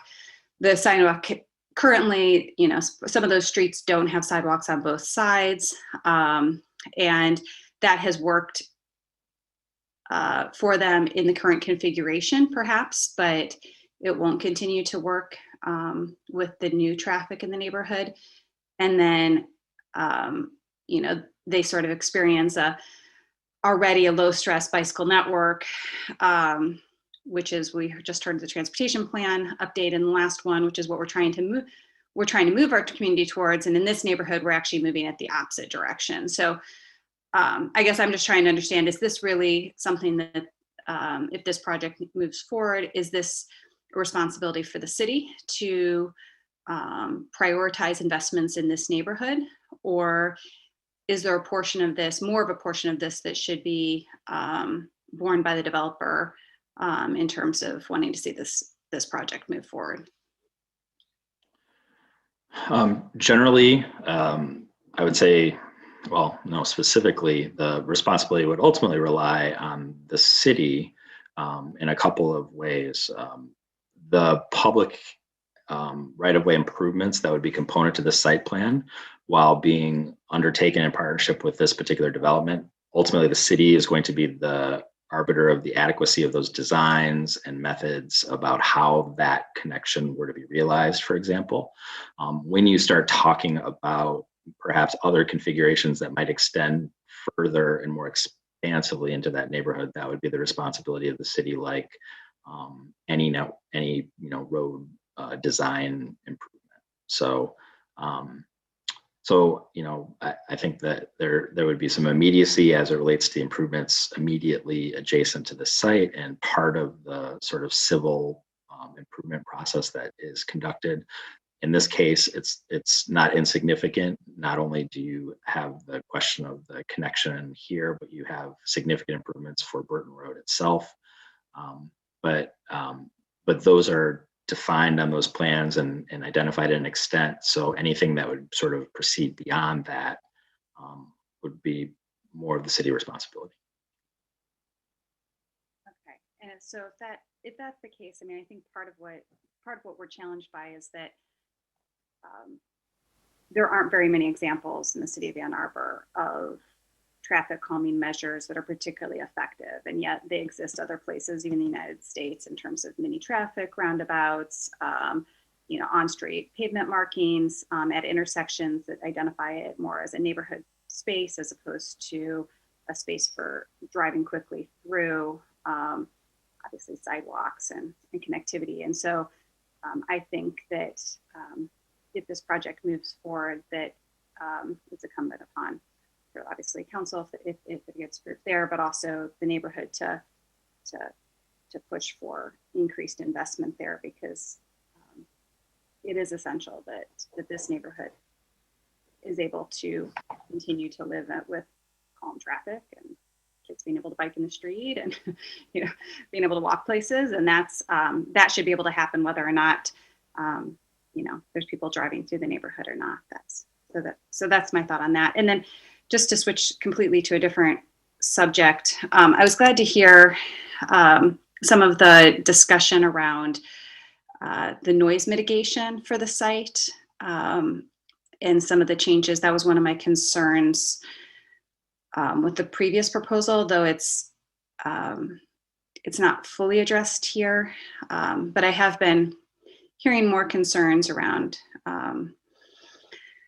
traffic from highways and also the pollution that exists as a result of that. And I'm curious to what degree our building code addresses issues around where the HVAC systems are, where the intake is, what sort of filtration systems need to exist adjacent to a highway. I think there are some real public health concerns that I'm just not sure to what degree we address those when it comes to housing next to freeways. Yeah, and I don't profess to know those aspects of the building code. Whatever code and restrictions there are in that regard would, of course, have to be satisfied in order for these to be permitted to be constructed. But I don't know what those specific requirements are or how they change with any proximity to, in this case, 23. Is that something that the developer might be able to to speak to a little bit. I think that there are easy ways. I'm not suggesting it in terms of the project not necessarily moving forward. I just think that there are issues that they can be planned for and mitigated for in terms of the pollution. And I was just reading through an EPA report around reducing pollution near schools. Obviously, this has a playground and kids hopefully living there, and just recommendations around how to build better when addressing those issues. So I'm just not sure to what degree our building code requires that. It sounds like relatively easy modifications to address if you're thinking about it up front, but just curious how much we think about that right now in terms of our buildings.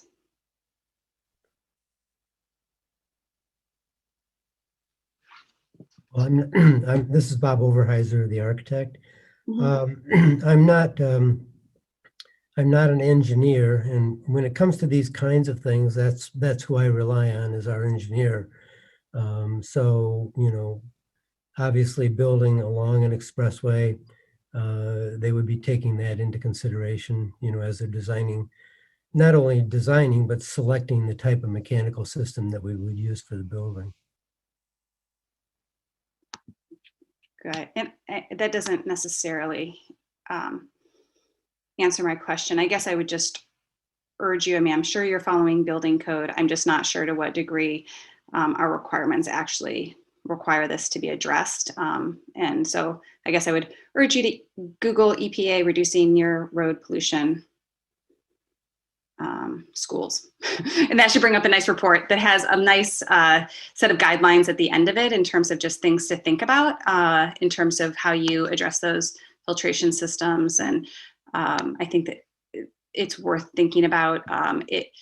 When I look at the site layout, I noticed that there's a garden that's at the back of the rear of the site, which I love community gardens, but it might be something to think about in terms of that. Also, this sort of addresses the type of vegetation that might exist near a highway in terms of filtering out air pollution. And I suspect that's not necessarily, I think you're probably thinking about noise mitigation, but also if you could think about it in terms of air filtration, I think that would be helpful. And I understand this is a by right project and by necessity is moving forward, but I would just hope that maybe some of these things could be thought about. We'll definitely take that into consideration. Thanks so much. Thank you. Any other questions or comments from planning commissioners? Commissioner Gabrandel and then Commissioner Sauvé. So I understand right now that because there's no sidewalks, people are walking in the road and there's a lot of kid traffic and things like that. And there's the pool. And when I look at aerials, it looks like there's sidewalks along Eli and there's nothing along Burton. But it looks to me in the proposed development that the developer is extending their sidewalks beyond their property boundaries in order to connect with these things. Am I correct about that? Yep, that's correct. We're proposing to build a sidewalk all the way along Burton Road past our site south to Packard, making that connection, and then also connect to Eli Road, where we're connecting to the roadway surface with a sidewalk. Yep. Okay. So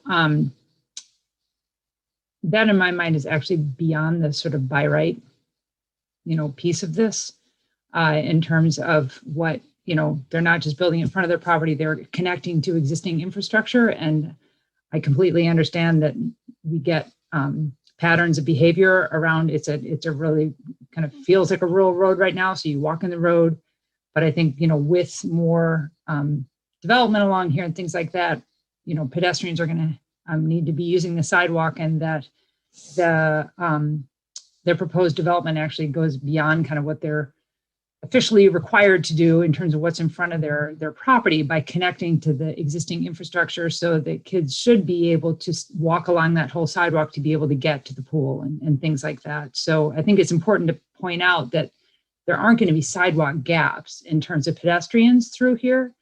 I think the bigger concern is the whole kind of cut through possibility. And it seems to me that the biggest issue is that Yoast is this way to kind of cut through the neighborhood and get over to Washtenaw, but Yoast is not, you know, it doesn't extend all the way to Packard. It kind of, you can connect to it right now through Brandywine, and then this way would allow you to connect through it to Burton as well. And so there's a way to cut through that neighborhood right now. And that this gives another way to be able to cut through, but it's not like there isn't a way to cut through right now. And then this is suddenly opening up this floodgate. It is, I mean, I've done projects on Yoast. I've seen, you know, there's huge, you know, big sections of that where there's the big speed humps, and people use it for sure. There's no doubt. But I think that it's also just important to point out too, that it is currently being used for that. The development will have its own traffic, absolutely. And that is something that I think needs to be addressed probably through road design, in terms of maybe that corner at the end, you really have to slow down in order to be able to take that corner. Don't make it too easy to be able to take that quickly and things like that. But in terms of the cutting through the neighborhood, there's already ways to cut through the neighborhood to be able to get to Yoast. This gives another way. But I personally like the idea of connecting infrastructure. As somebody who walks a lot and bikes a lot, I find it incredibly frustrating to kind of reach these dead ends, and like it when the network is connected. So I feel like the enhancement of the pedestrian infrastructure is a really important gain for this area, and having an improved road is important for this area too. And that I get it, there's going to be a huge change. It really will be, because right now it's just a vacant piece of land. And so that's a big change to be able to accommodate and understand and to just kind of get used to. But I also feel like there's improvements with this too that make it, you know, safer for people to be able to walk along the street too, and on a protected sidewalk as well. So I mean, it's a by right project. Again, we have kind of our duty around these things, but I think overall, I feel like there's some things that this project is really contributing as well. So that's the way I feel about it. Commissioner Sauvé. Thank you. I'll respond first to Commissioner Briggs.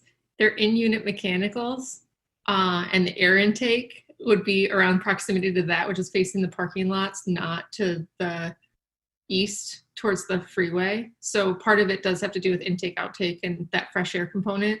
So they are distributed mechanicals. They're not large ones at the roof or anything like that. So that helps a bit.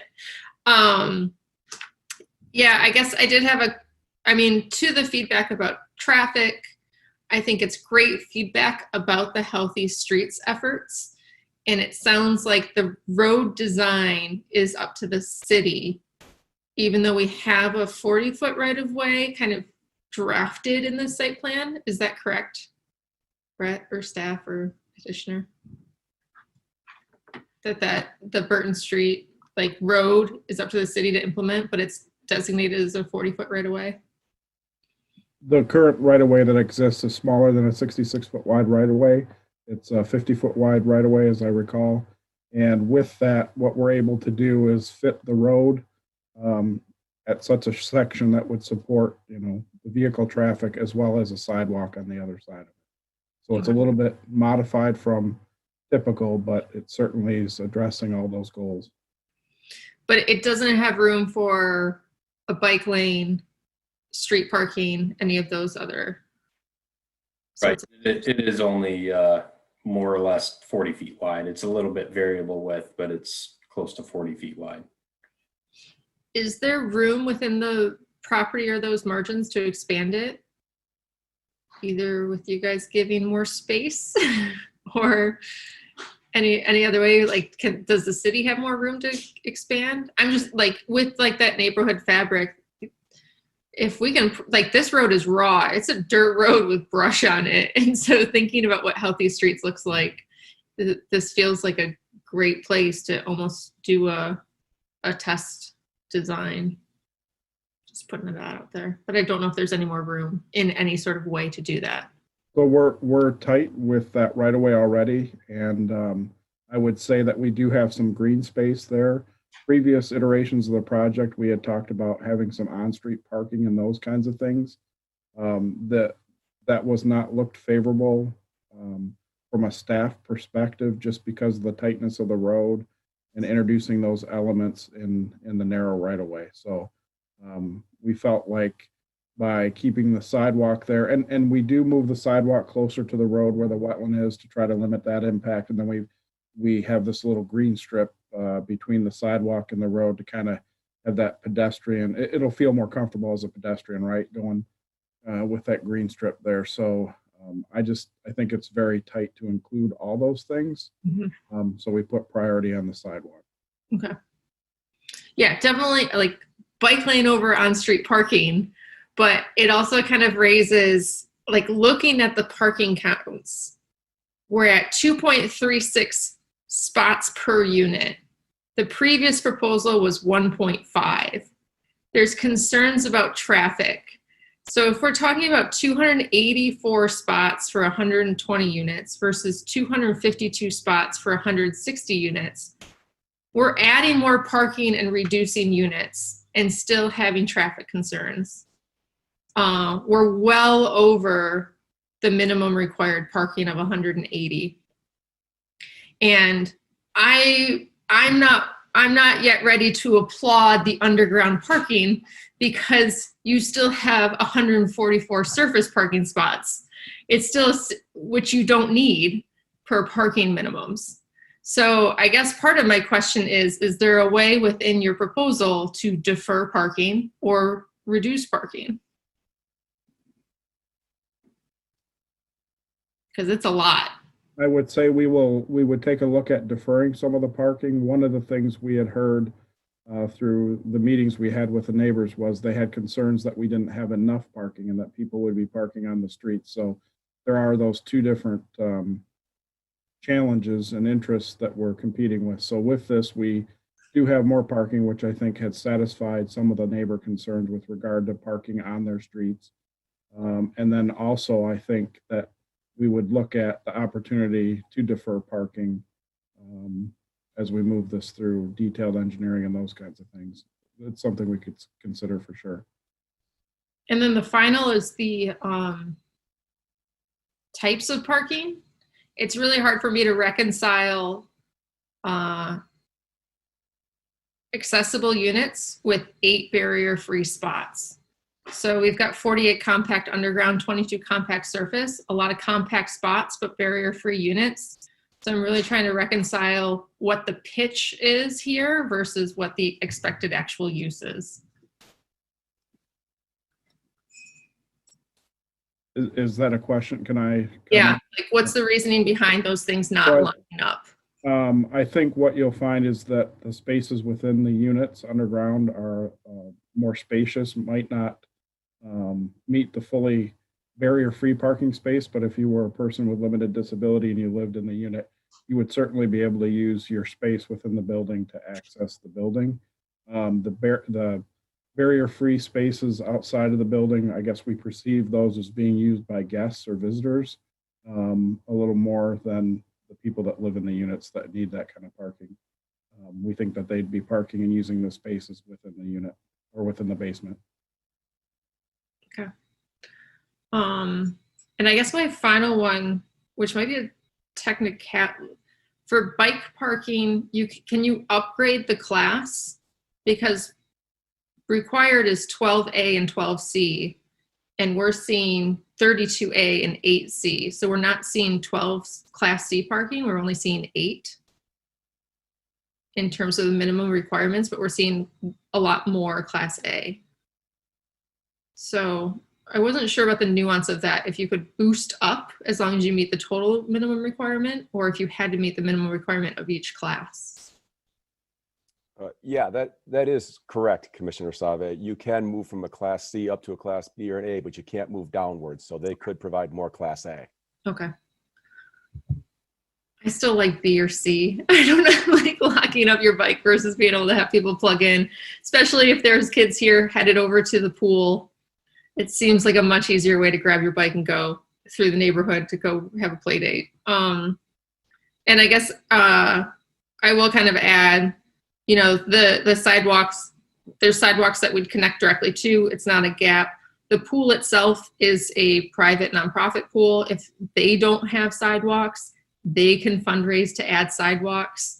I think there's a broader discussion that Commissioner Ackerman can talk to about its sidewalk infill and how that gets covered with costs at a different level. But I think this is doing as much as it can as a by right to fill and connect the neighborhood. So I appreciate more, you know, having units that we've got some connection. And yeah, like they might go out to the street and come back and connect through like everybody else. But even the risk, I imagine people visiting the site might come through the neighborhood, glancing at a map, imagining that things might connect, running into a dead end at Eli and having to backtrack anyway. So there's just kind of dead end congestion that can actually stir up more confused traffic than if you actually connect things through. So yeah, I think you check the boxes, but parking and like all of those numbers and reconciling them and the reason behind them, I just really request that you guys take a harder look at that and really try to find that balance. Thanks. Any other comments or questions? Commissioner Hammerschmidt? First, I'll just say really appreciated the discussion around the road connection and the traffic. I mean, that came out loud and clear in some of the comments that we received prior to the meeting. So I think, you know, anything that, it does sound like it's more on the city, and I thought Commissioner Ackerman's idea of like controlled access was really interesting, potentially not possible, but I mean, maybe in the future. I don't know if like speed bumps or other traffic calming might help the neighborhood, but I mean, at the end of the day, I think that connection from Eli to Burton is necessary. I think making sure that we have different connection points and, you know, not just from like a school bus standpoint, but just, it's just a lot more convenient, I think, to have those like connection points for pedestrians and cars. I wanted to talk for a second about the buildings themselves. And this might not be more of a less a question and more just sort of a for consideration. You know, we've approved several projects recently that have come to us with like incredible sustainability and health features built into these buildings. So, you know, I would really just encourage you to think as, you know, I think there's a lot of great external features. I mean, I think that the, you know, barrier-free units are incredible. I think you could push it a little bit further potentially. You know, I'm looking at when I was looking at the layouts, you know, it's only a 4-story building, 1 elevator per building. Like, I know it's not a lot of units, but I would look at making those stairs as friendly and accessible to people as possible. You know, oftentimes the stairs are sort of just pushed to the side as fire stairs and people don't really want to take them. They just don't look attractive or safe. But I'm hearing, you know, during COVID, and I mean, I've experienced this too. Like, I don't really want to get into an elevator. You know, COVID's not going to be around for a while, but in the event of another pandemic, or just to sort of give people an option besides just default taking the elevator. It's just sort of good public health principles. And this isn't a tall building. People could easily walk up, you know, to the 2nd or 3rd floor.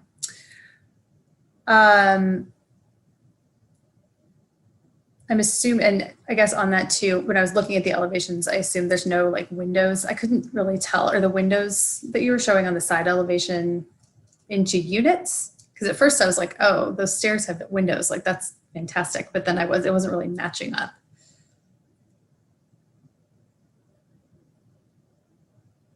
That is actually a question. Just a second, let me pull up the floor plan. Okay, thanks. Because I liked the side elevation because it had, you know, some good windows. Yeah, we do actually have windows in the end elevations for the units. We don't have currently windows in the stairs, but we certainly could add windows in the stairs. That's certainly a possibility. I mean, I just encourage you, like, looking at the materials used, like just thinking about like some of those smaller touches that, you know, might make things look a little bit, I don't know, more attractive to the residents, and really thinking about like then how you're going to market it to compete with some of these other, you know, newer developments that are coming on the market, that are featuring some of these elements. Like Viridian at County Farm is not that far away, and that's it's looking to be pretty world class. So, you know, there's a lot of resources out there in terms of like sustainability and healthy building principles that you could refer to when finalizing the plans. All right. Commissioner Mills, are you going to get into electrification and solar? Because it's stuff I don't know much about, and you're really good at asking that stuff. I was going to mention it with regards to EV parking, but you can't. No. I'm going to let you do that. Okay. All right, I am good for now. I think this is a good project. I was not around for the previous iteration on Planning Commission, but I appreciate the explanation of the history and the new housing units that this will bring. I'm going to use that as my entrance for my, like, the segue to say, I agree with what all of the other commissioners said. I mean, I think in terms of the connectivity, I understand the concern about cut through traffic. I think that if there's a concern, like the folks that live here, even without that connection, are still going to be cutting through on Brandywine via Yost. So this is really about what's happening on Eli in my mind. And Eli, other than the pool gap, I think is served by sidewalks right now. Our COVID adventures included going to all of the parks, and I created my own little cut through there. I apologize to the resident at the end of Eli there. I think, you know, and so I have cycled around that neighborhood and walked around the neighborhood. And I think that the gaps that are there and concerns over those, particularly on Yost, I think are not just attributable to this, and I don't think are going to be, whether or not that connection is made, I think will continue to be a problem. And so again, I think that's on the city to work on that. I hoped that staff would remind all of us about what the Green Streets policy is, and to the extent it was mentioned in the staff report that that we passed it in 2014, and so it is going to apply to the construction of Burton Road. But could you remind us, you don't have to go into all of the details, but like, what are the highlights? What is the Green Street?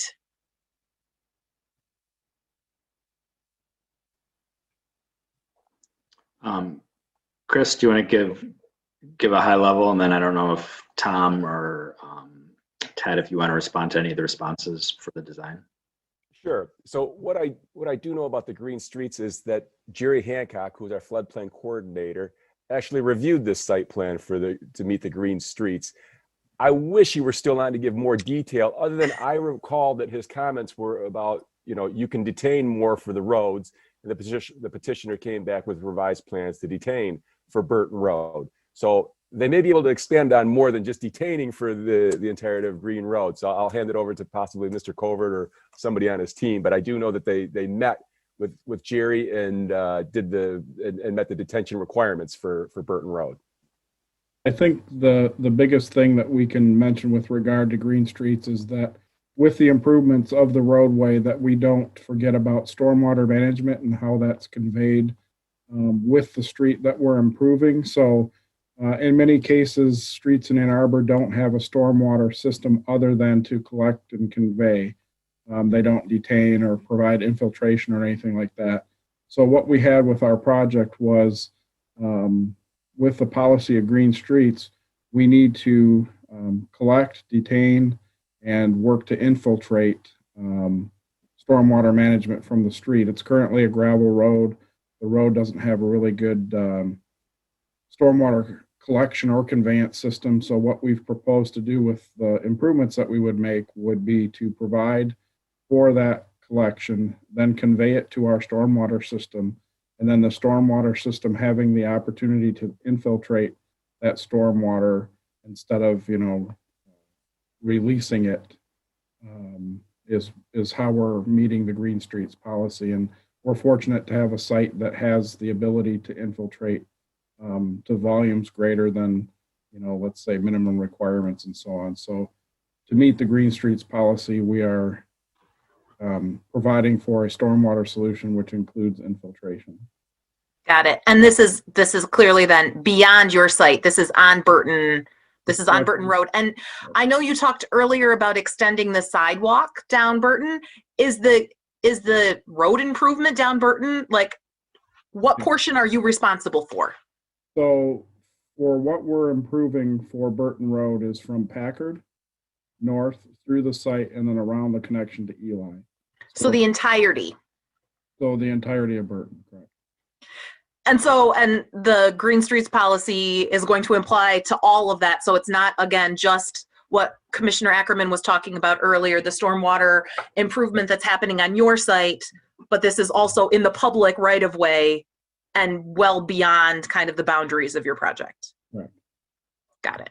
And again, I think, that's, I think that that's a benefit. I mean, that's not something that has to be shown here, but I think that in terms of,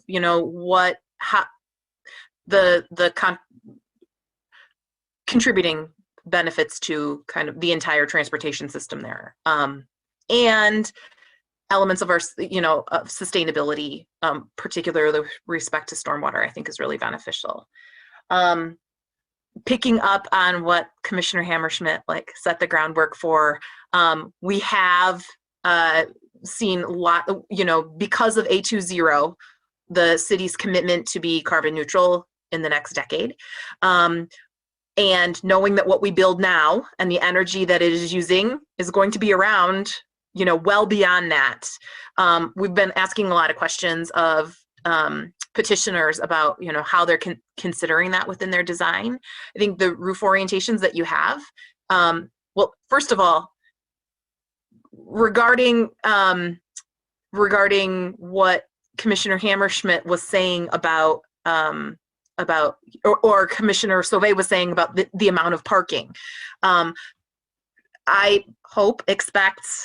would anticipate the EV ordinance coming before council soon. And it will require that, the parking that you build is at least EV ready. It's not based on at least as drafted right now, it's not based on the required parking. It's the parking that you build.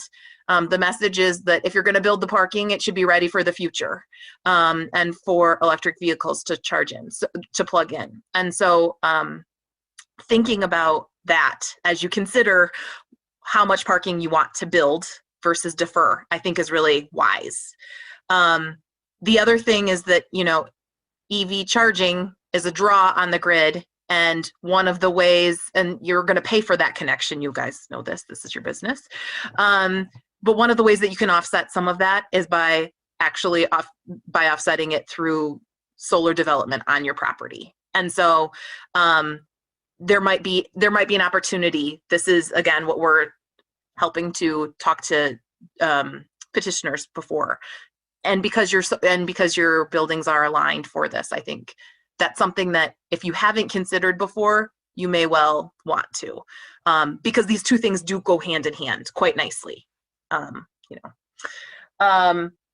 Building electrification is another thing. I don't know, what you're anticipating in terms of, certainly appliances are a really easy thing to electrify, but increasingly, hopefully we'll have an educational session soon talking about opportunities for electrifying the heating systems as well.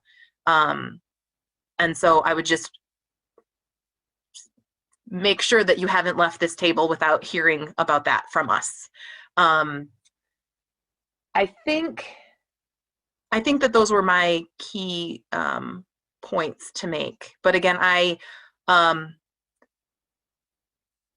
think that, well, first of all, the contribution to being able to get some additional units in the city, I think will be a benefit. There's a housing crunch clearly. And as mentioned earlier, like this is for new housing, this is an affordable price point for that. And so thanks for sticking with us and for coming back with something that is sensitive, I think, to the neighborhood. I think, there's many times where you've pointed out how this improves on and reflects what you heard from previous attempts. And so I appreciate your being cognizant of that. Any other comments or questions? I think, Mr. Leonard, then we are ready for a roll call vote.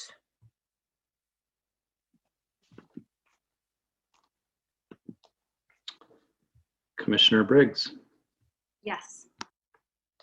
Commissioner Mills, Yes. Commissioner Gibrandal, Yes. Commissioner Ackerman, Yes. Commissioner Sauvé, Yes. Commissioner Abrams, Yes. Commissioner Hammerschmidt. Yes. The motion's carried. Very good. Item 10B is the 2775 Newport Road annexation and zoning for city council approval. And everything is moving on my screen as people leave and rejoin.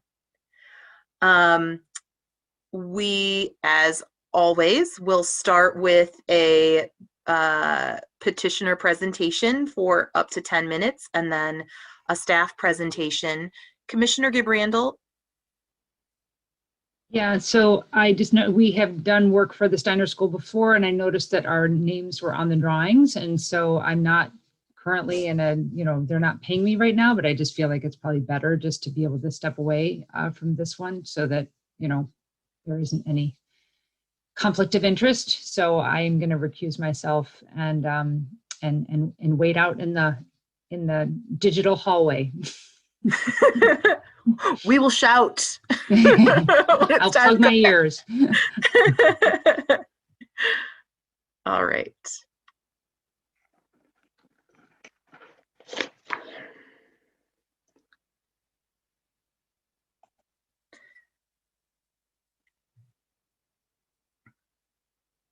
Well, while Brett is trying to get me to get the share screen, I just want to let you know, I've got this countdown clock on my city laptop right now saying it's going to restart at 11 o'clock tonight, and it just keeps blinking at me because I got a new computer today. So if I go blank, I'm prepared to, I'll come back. I'll just do it on my phone while it's uploading all the new software from the city. So I'm just going to give you the heads up on that at 11. We need to restart at 11 as well. So. Oh, okay, that's good. I thought you were a night owl. Like I thought city council had trained you for that. I can only do so many 2 nights in a row. Yeah. I know. I was in my, I'm normally in my pajamas at 8. So, Let's see here. Why is this coming up on you? All right. Do we have the petitioners that we need?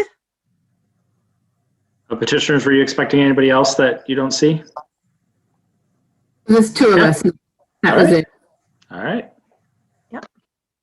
So we don't have a long presentation for you. I'm Shawn Owen Cruz, and I'm the school administrator at the Rudolph Steiner School of Ann Arbor.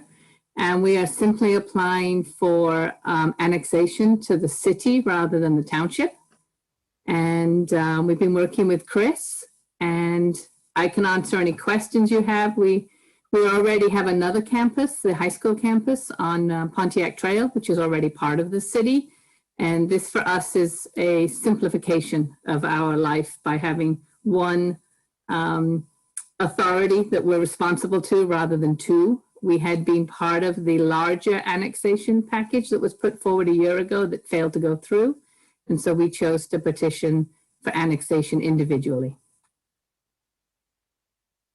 All right. Very good. Mr. Chang, did you have anything you wanted to add in a? I do, and I'm right now trying to get my share screen right now so I can pull up and show all windows. I'm just trying to get the presentation, which is not, let me see if this is going to come up.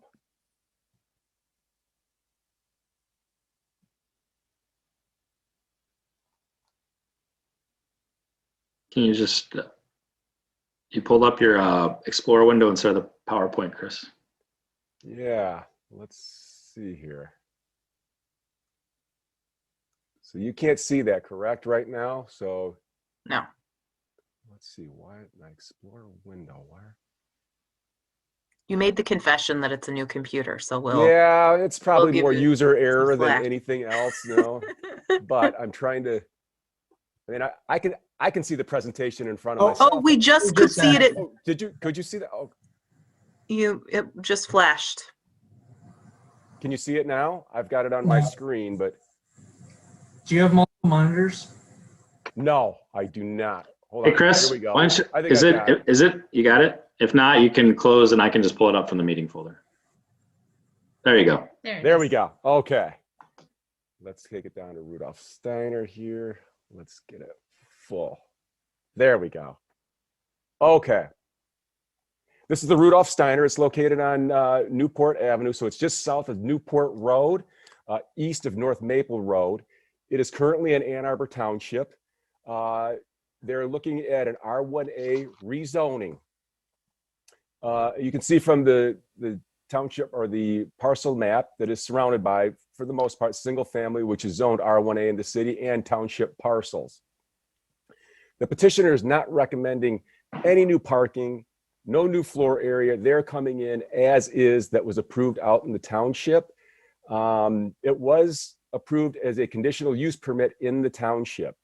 But I just wanted to reiterate that what happened out in the township that was approved as part of the conditional use permit, is a different jurisdiction, and that if the school, Rudolph Steiner, goes through any types of changes with parking, student increases, floor area, they would have to come back into the city with a site plan and a special exception use as a school in the R1A neighborhood. The petitioner is also requesting an area plan waiver that is required for a non-residential rezoning. And I believe, as Commissioner Gibbs Randall was referring to, that this in fact is what the existing layout is that we've accepted as kind of their existing use. That so we have a kind of a boilerplate in the future that Rudolph Steiner will not, if they do make any changes, we've got an idea of how many students, which they say it's 1st through 8th grade. There's also some, I think, early learning also there. So they have about 13 classes. They do meet the parking requirements. I just hand counted out there, so I may be off a little bit, but they're required to have approximately 40 spaces. They've got 70, maybe a little bit more than 70. So it is meeting the parking. And if there are any questions, staff's here to respond to your comments or questions. Thank you very much. If you want to stop sharing the screen while I open the public hearing, this is an opportunity for persons to speak for up to 3 minutes about the proposed annexation and zoning of 2775 Newport Road. Public comment can be made by calling 877-853-5247 and then entering meeting ID 941-9314-4858. City staff will select callers that have raised their hand digitally by pressing *9 and will call on you by the last 3 digits of your telephone number. As always, please move to a quiet area. Mute any television or background sounds that you might have. And please state your name and address at the beginning of your comments. Caller with the phone number ending with the numbers 105. If you can unmute yourself, you have 3 minutes to address the Planning Commission.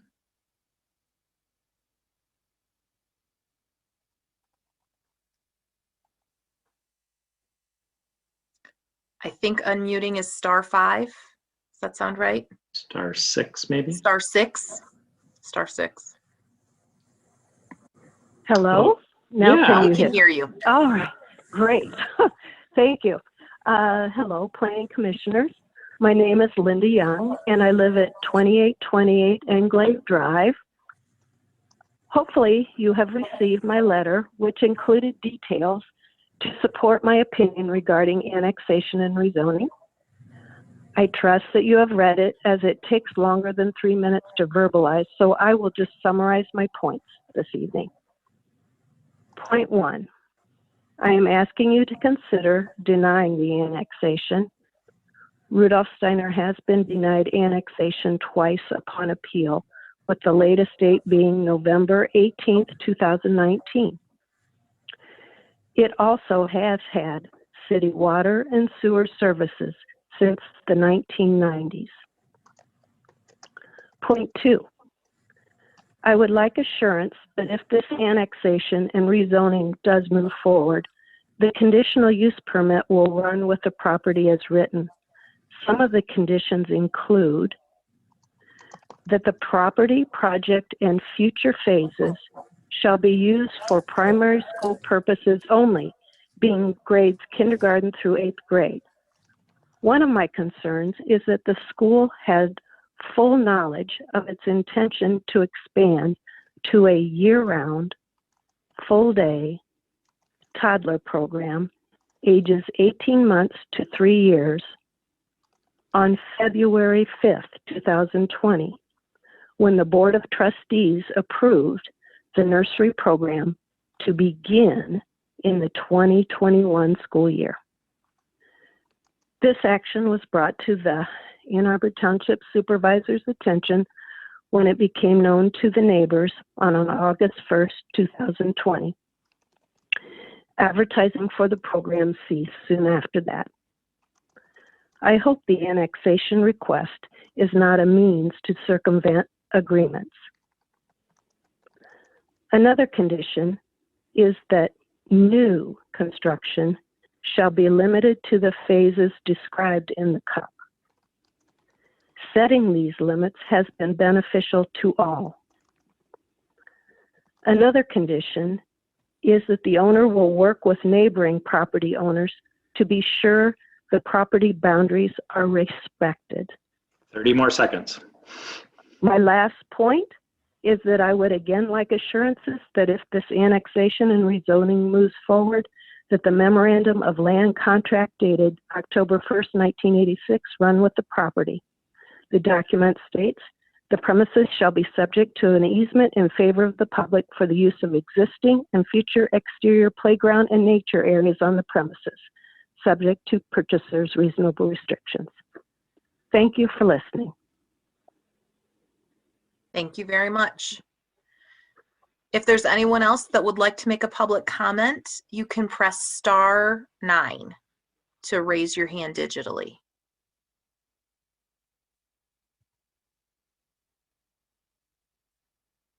Seeing no one, I will close the public comment and read the motion. The Ann Arbor City Planning Commission hereby recommends the mayor and city council approve the Rudolph Steiner School Association of Ann Arbor annexation and R1A single family dwelling district zoning and area plan waiver. Moved by Commissioner Ackerman, seconded by Commissioner Hammerschmidt. Questions, comments, Commissioner Ackerman?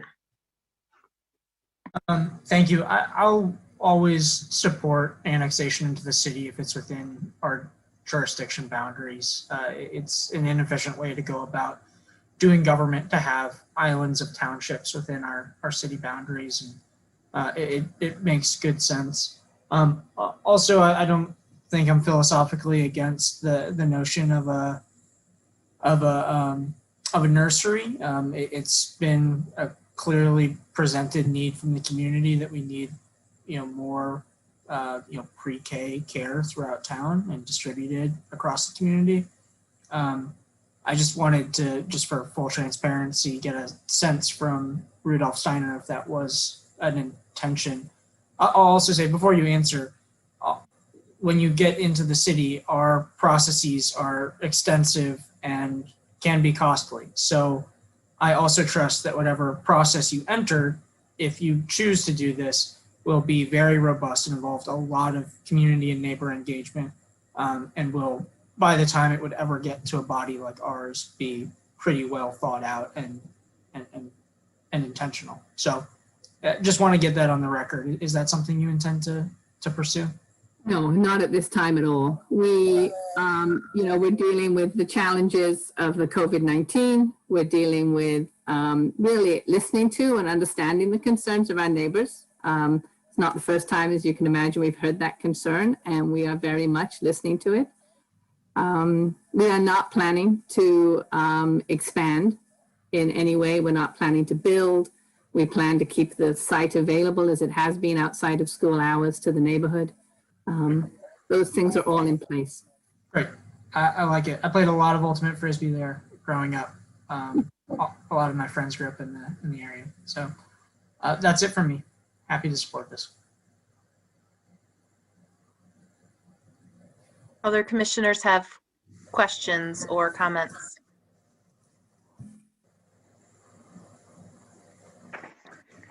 I am wondering, this is a question for staff. Clearly any changes, right? This is kind of coming in grandfathered in effectively, right? Any changes that would have, you mentioned, Mr. Chang, any changes would have to go through our normal, site plan review, because this is a non-residential use in a residential district. So it would probably trigger the same kind of thing that we saw last planning commission meeting, right? About site plan approval associated with daycare facility or something like that. What's the opportunity though, if it's being rezoned as residential, like it would not receive such extensive review if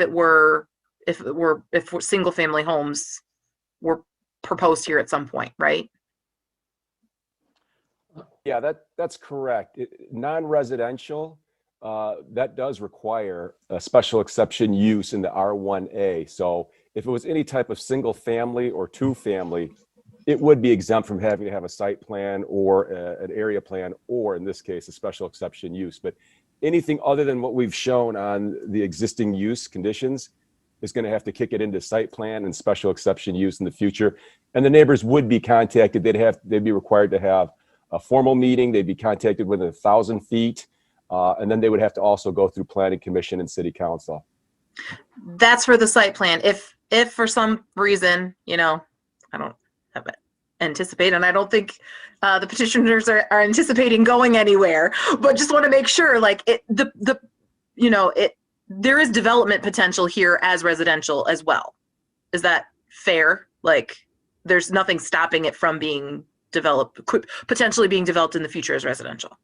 So just to clarify, if I'm kind of in between your question and Chris's response, if it were to be realized as an R1A zone property, without any site plan review, the property could be demolished and a residence could be built on the property. Furthermore, it could be divided into a limited number of parcels, and then single homes could be built on that. Of the size of this, I think it is probably more likely, if residential were to happen, it would be part of a larger development, which would require the full site plan review process. It would not require a special exception use permit. However, it would still have to go through the rigors of the development review process that any other proposed new development would. Thank you. That's kind of what I thought. I just want to understand that. Okay. And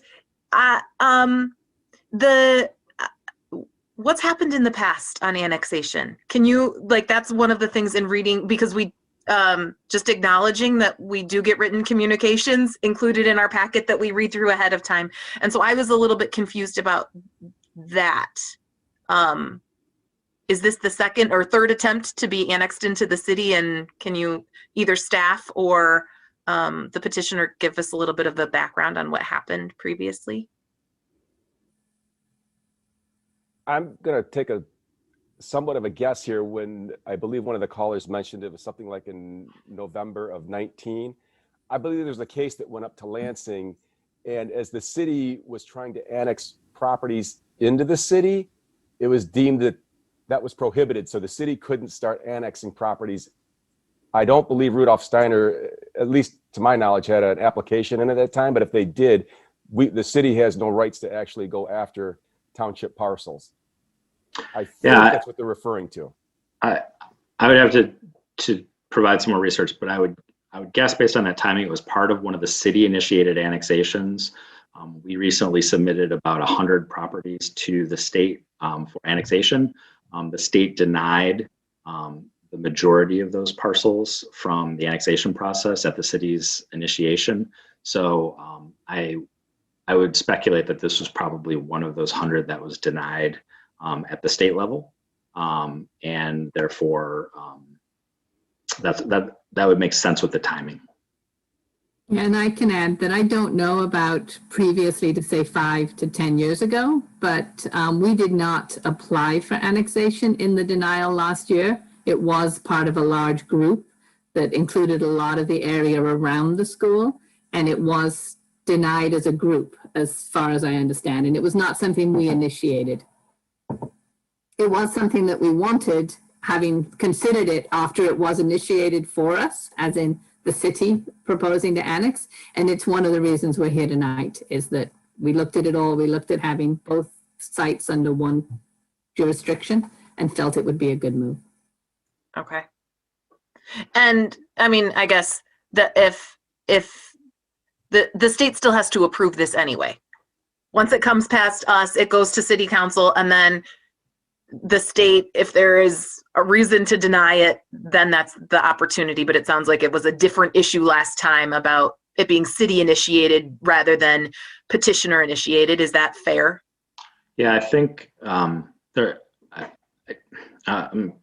very high level, but part of the reason is when properties are annexed, they have to connect to the city's utilities within a certain time frame. And I believe that as part of the framework for the denial by the state was there were, of the properties and groups, there were numerous vacant parcels in one township, and then there were a series of occupied and vacant properties in the other two townships. The state denied those proposed annex in the townships where we had improved properties that would be required to make that connection.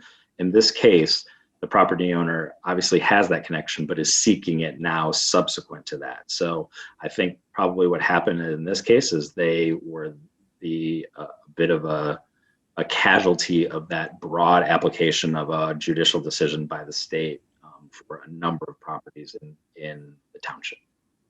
Got it. Okay. Thank you for helping me understand the putting together all of the reading material from behind this. And we have, since our construction of our middle school at the 2775 Newport Road campus, we have been part of the city sewer and water. So that's been since 2015. Got it. Very good. Okay, any other questions? Commissioner Briggs. I just wanted to follow up, I guess, on the question of the conditional use permit. I can't think of an instance where we have annexed in a property and there has been a conditional use permit.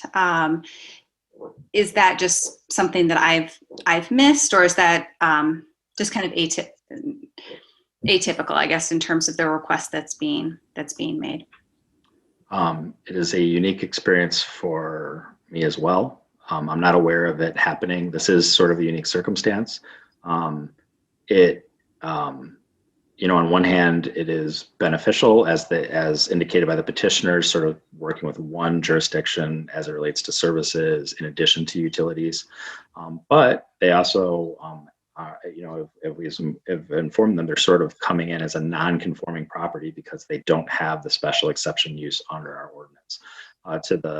To the comment during the public hearing, those conditions do not automatically transfer. Those are independent decisions by independent jurisdictions. Certainly, once a special exception use permit were applied for and considered by the city, as with any such permit, conditions can be considered. The appropriately to that. But you're absolutely right. This is a very unique experience, sort of circumstance. And I would just further, I appreciate the petitioner's conversation with City Planner Chang. To that end, we're doing our best to sort of define not only the physical space of the property, but the sort of operational side of that, so that we have an accurate picture of what is happening there now. So in the future, if we need to make determinations with them about how that use or property is changing, we've got a good baseline to start from.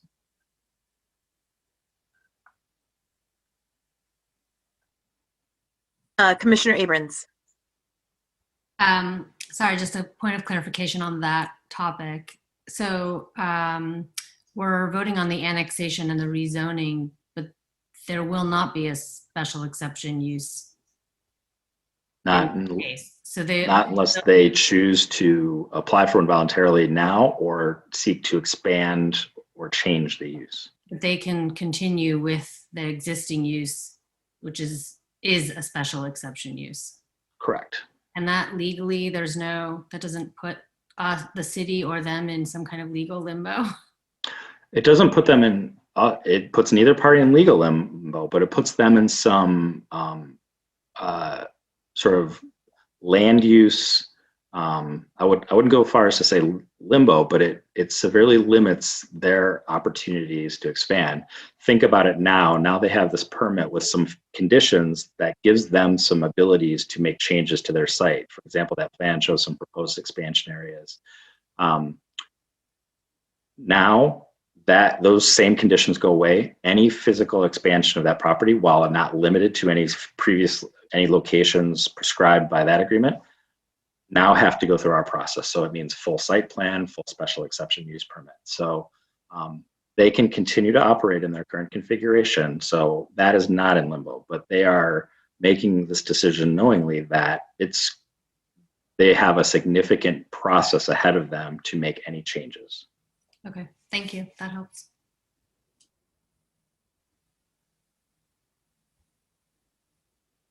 Any other questions, comments? I think we're ready for a roll call vote. Mr. Leonard. Commissioner Mills. Yes. Commissioner Ackerman. Yes. Commissioner Sauvé. Yes. Commissioner Abrams. Yes. Commissioner Hammerschmidt. Yes. Commissioner Briggs. Yes. Carries unanimously. Very good. Thank you. Thank you very much. Yep. All right. Commissioner Gibrandel, you can come back. Come back. And we will move on to item 10C, which is an amendment to a special exception use approval at 2285 East Ellsworth Road. As all of the Hollywood squares move around, I will just remind folks that we will have a petitioner presentation for up to 10 minutes. And then the staff presentation, and then we'll have the public hearing. Our bylaws say that we vote to take up new items after 11, but this will probably take us at least until then, just so you know. This will continue on. So I'm just killing time while people are moving in and out.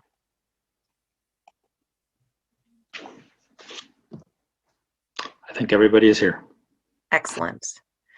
Petitioners, once you start, we'll start the time. Do you have any slides that you want to share?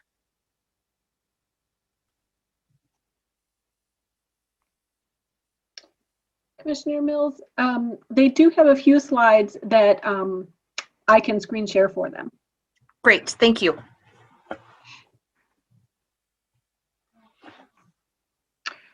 So Heath or Mr. Hart, if you or someone on the team would like to give a quick presentation, you can, or we can skip it. I can give an overview and my staff report.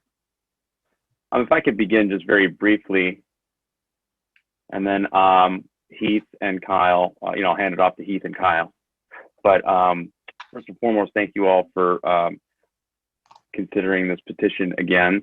As you all know, we were here about a year ago for the first special exception use petition, which was granted. And a year ago seems like a different alternate reality from where we are right now. I think the majority of the time that, during that year has been in one way, shape, or form affected by this pandemic. And so it's created a situation where when we began the process of trying to get the initial plan together, building a new building, we ran into a variety of struggle. And we've come now to find out that the reality of building a new building at this time really doesn't work economically or with the time frame that we have. In other words, I don't know if we could even get a building together by, and have everything approved by within the 3-year time frame, let alone having site plan approved by November 19th of this year. So we went back to the drawing board a little bit, and with the help of staff, worked through some ideas, or we gave them our ideas, and kind of we figured that this may be the best case scenario, the best alternative for us at this point, given one, all of the constraints of the timing, the supply chain and manpower issues, as well as we believe that it's the best solution too for disruption of the neighborhood in terms of the construction project and that process. So all things considered, necessity has become the mother of invention in this case, I believe, and we've ended up with a project that is probably superior to the one that was approved last year. So with that, I would like to turn it over to Heath Hart, the civil engineer